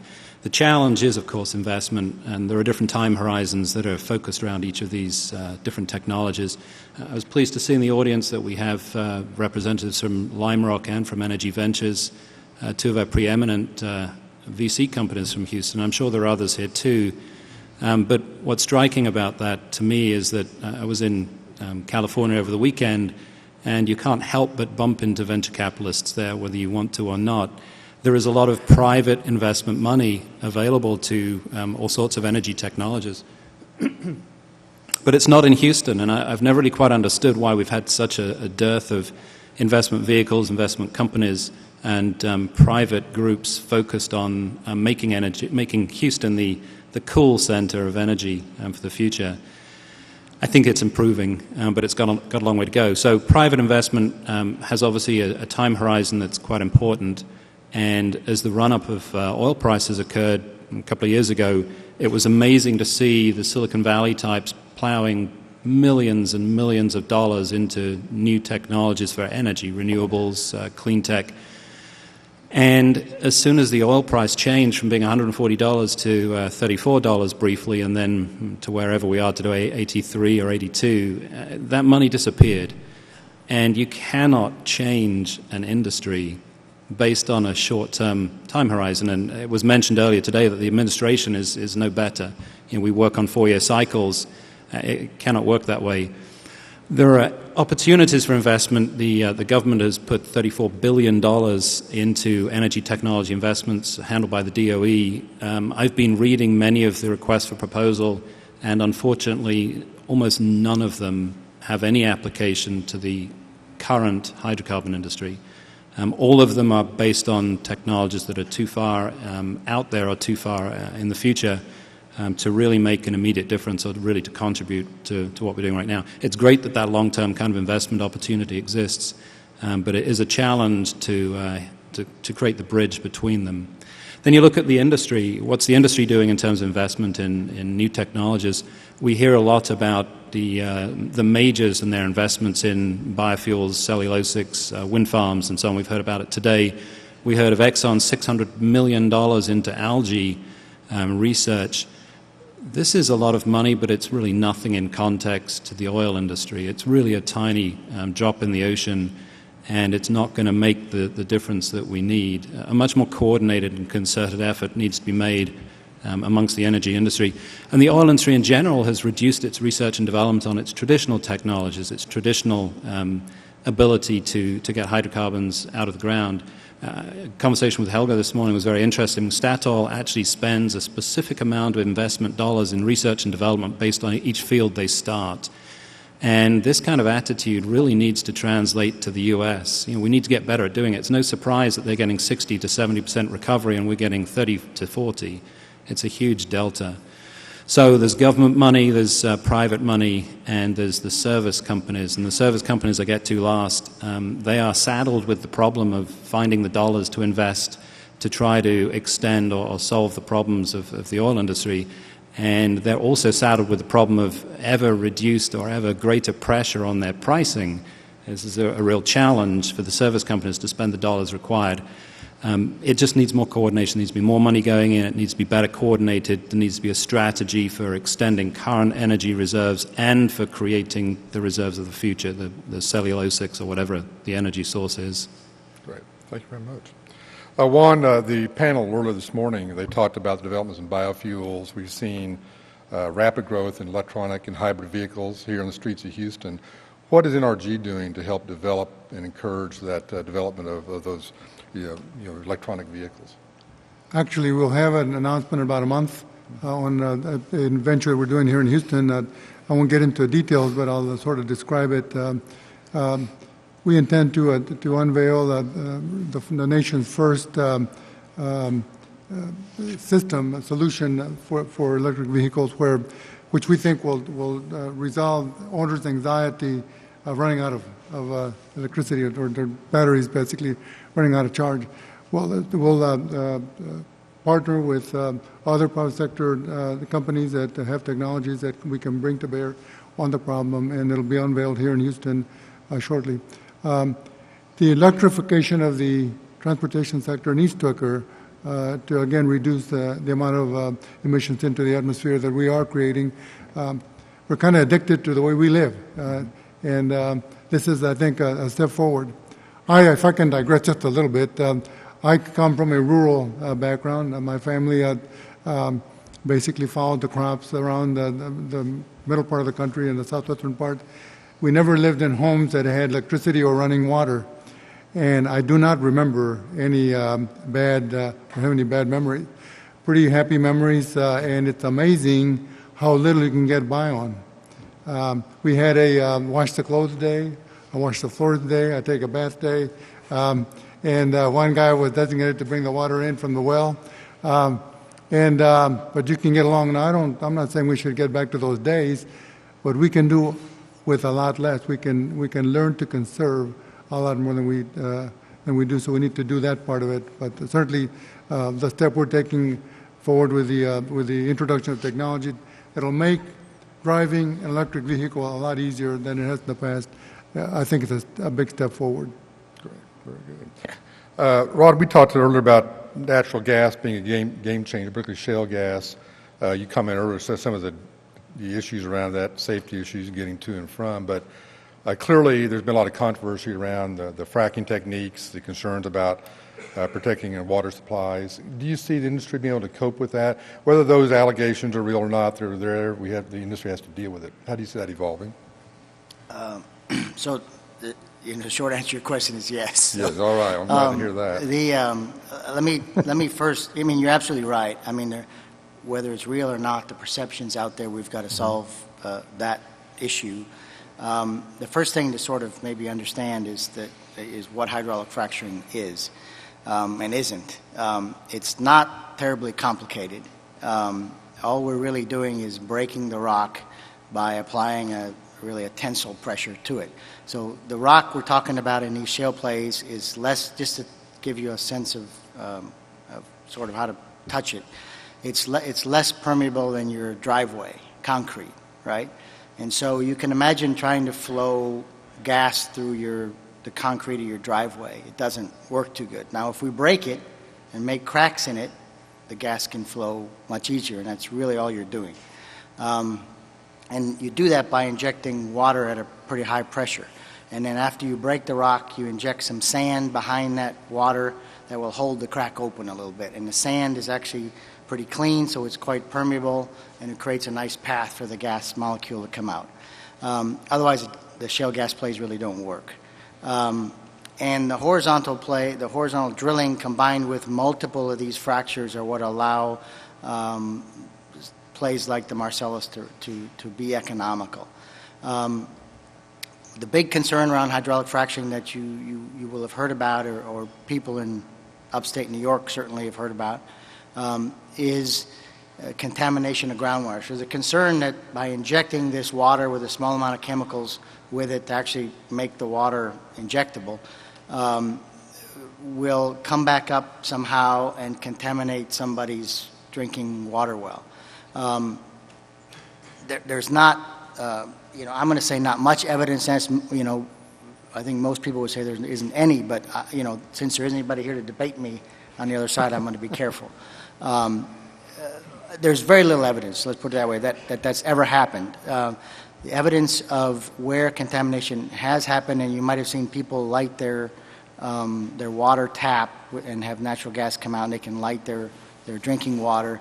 That happens in those places where it has happened because of oil and gas activity. It hasn't always. Sometimes it's because of there's very shallow natural gas in some of those places. But in cases where a well actually is near somebody's water well and you can create a link, it's not because the hydraulic fracture has cracked the rock through a couple of miles of rock. That's really impossible.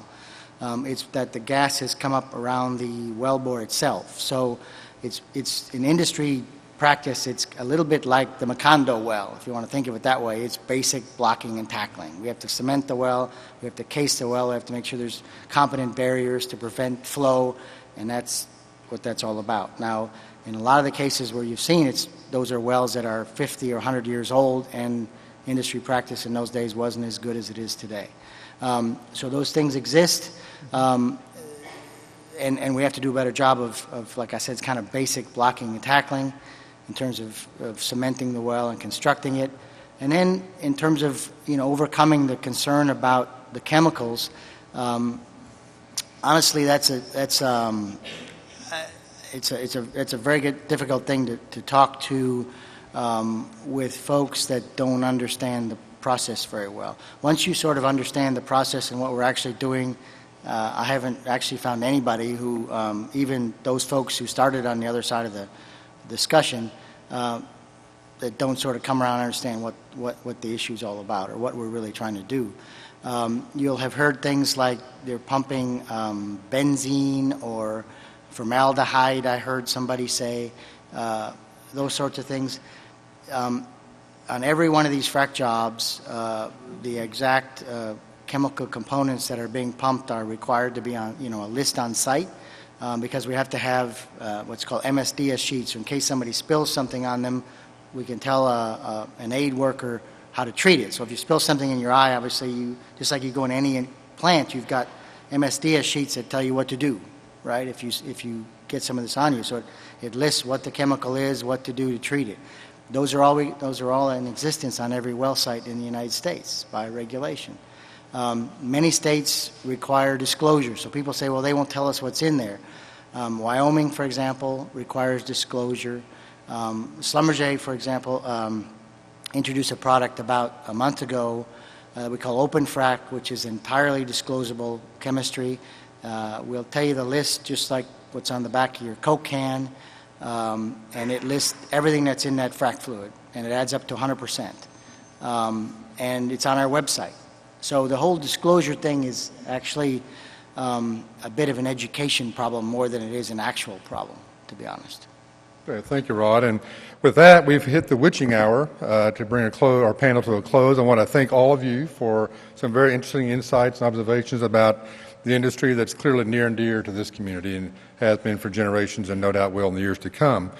With that, I'd like to, for some closing remarks, I'd like to turn the podium over to Lane Sloan. Lane is the co-chairman of GHP's Energy Collaborative and one of the key stalwarts that make this event possible each year. Lane?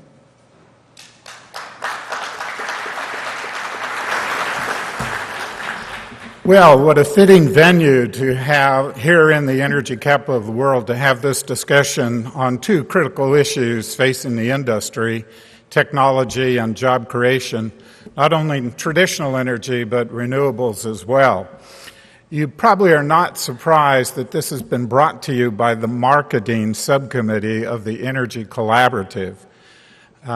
The Energy Collaborative is actually an arm of the economic development of the Greater Houston Partnership. It's a board-level committee, and it's been in existence for 5 years. Now, the purpose or the mission of the Energy Collaborative is to ensure that Houston stays the energy capital. And you've heard quite a bit about what the position of Houston and the position of Texas is. Well, let me give you just a little bit more background on the collaborative itself. There are actually 3 other subcommittees. One is a workforce development committee, and not surprisingly, it has its focus, as you've heard the issue, in the traditional energy of the retiring gray generation that I certainly represent a part of. It focuses on K through 16. Now, when you turn to the emerging new renewable energy sources, those jobs don't exist, so you've got the same K through 16 problem. The second subcommittee is on energy policy, and the Greater Houston Partnership promotes a very balanced energy policy framework.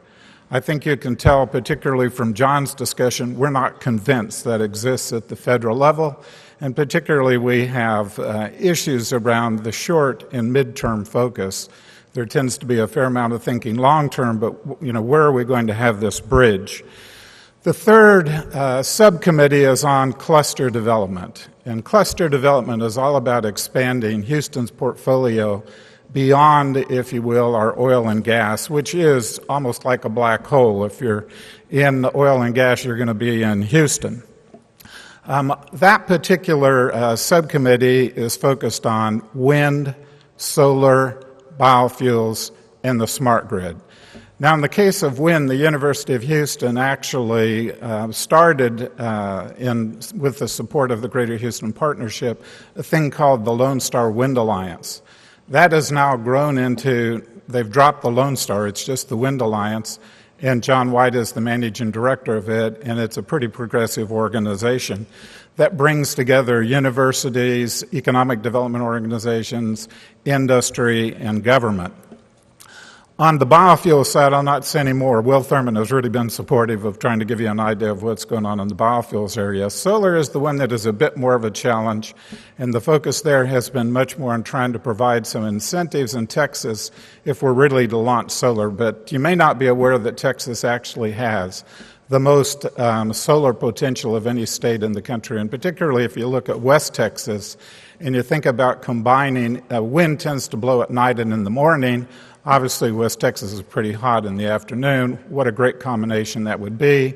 Plus, we have the distribution line, so we think solar's got real opportunity. And as a matter of fact, Houston itself is a Solar Americas city, one of the 25 by the Department of Energy.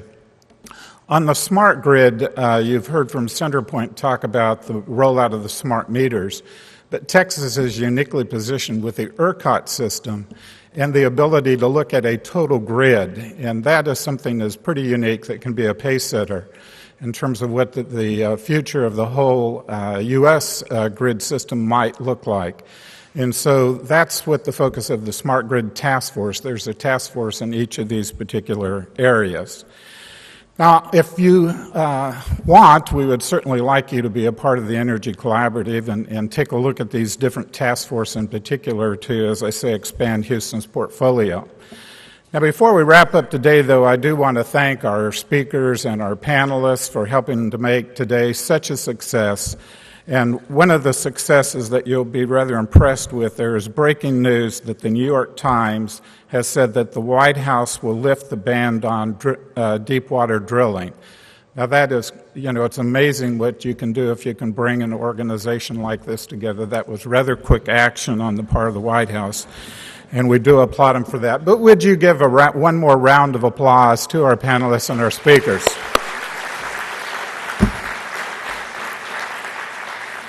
Thanks also to the Houston Technology Center and my good friend Walter Ulrich, our co-sponsor for the event today. And America's Energy Future would not have been possible without the platinum, the diamond, and the gold sponsors. And one of the gold sponsors is a university that I happen to get a couple master's degrees from, the University of Houston, and we want to be sure and recognize them, as well as the panel underwriters, Pricewaterhouse and Ernst & Young, and our production partners. Thanks to all of you as well. The Greater Houston Partner has a full slate of wonderful events this fall. In fact, the next event is going to be occurring in just a few minutes. So for those of you who have registered for the State of the State with Governor Rick Perry, what you're going to need to do is make your way down to the second floor in the ballroom there, and it'll be starting about noontime. If you're not staying, you should mark for the State of the State, you should mark your calendar for the State of the Senate with Senator Kay Bailey Hutchinson. That's going to be on October 26th, or the State of the Port with Port Commissioner Jim Edmonds, and that's going to be on October 28th, both just a couple weeks away. So thank you again so much for attending today.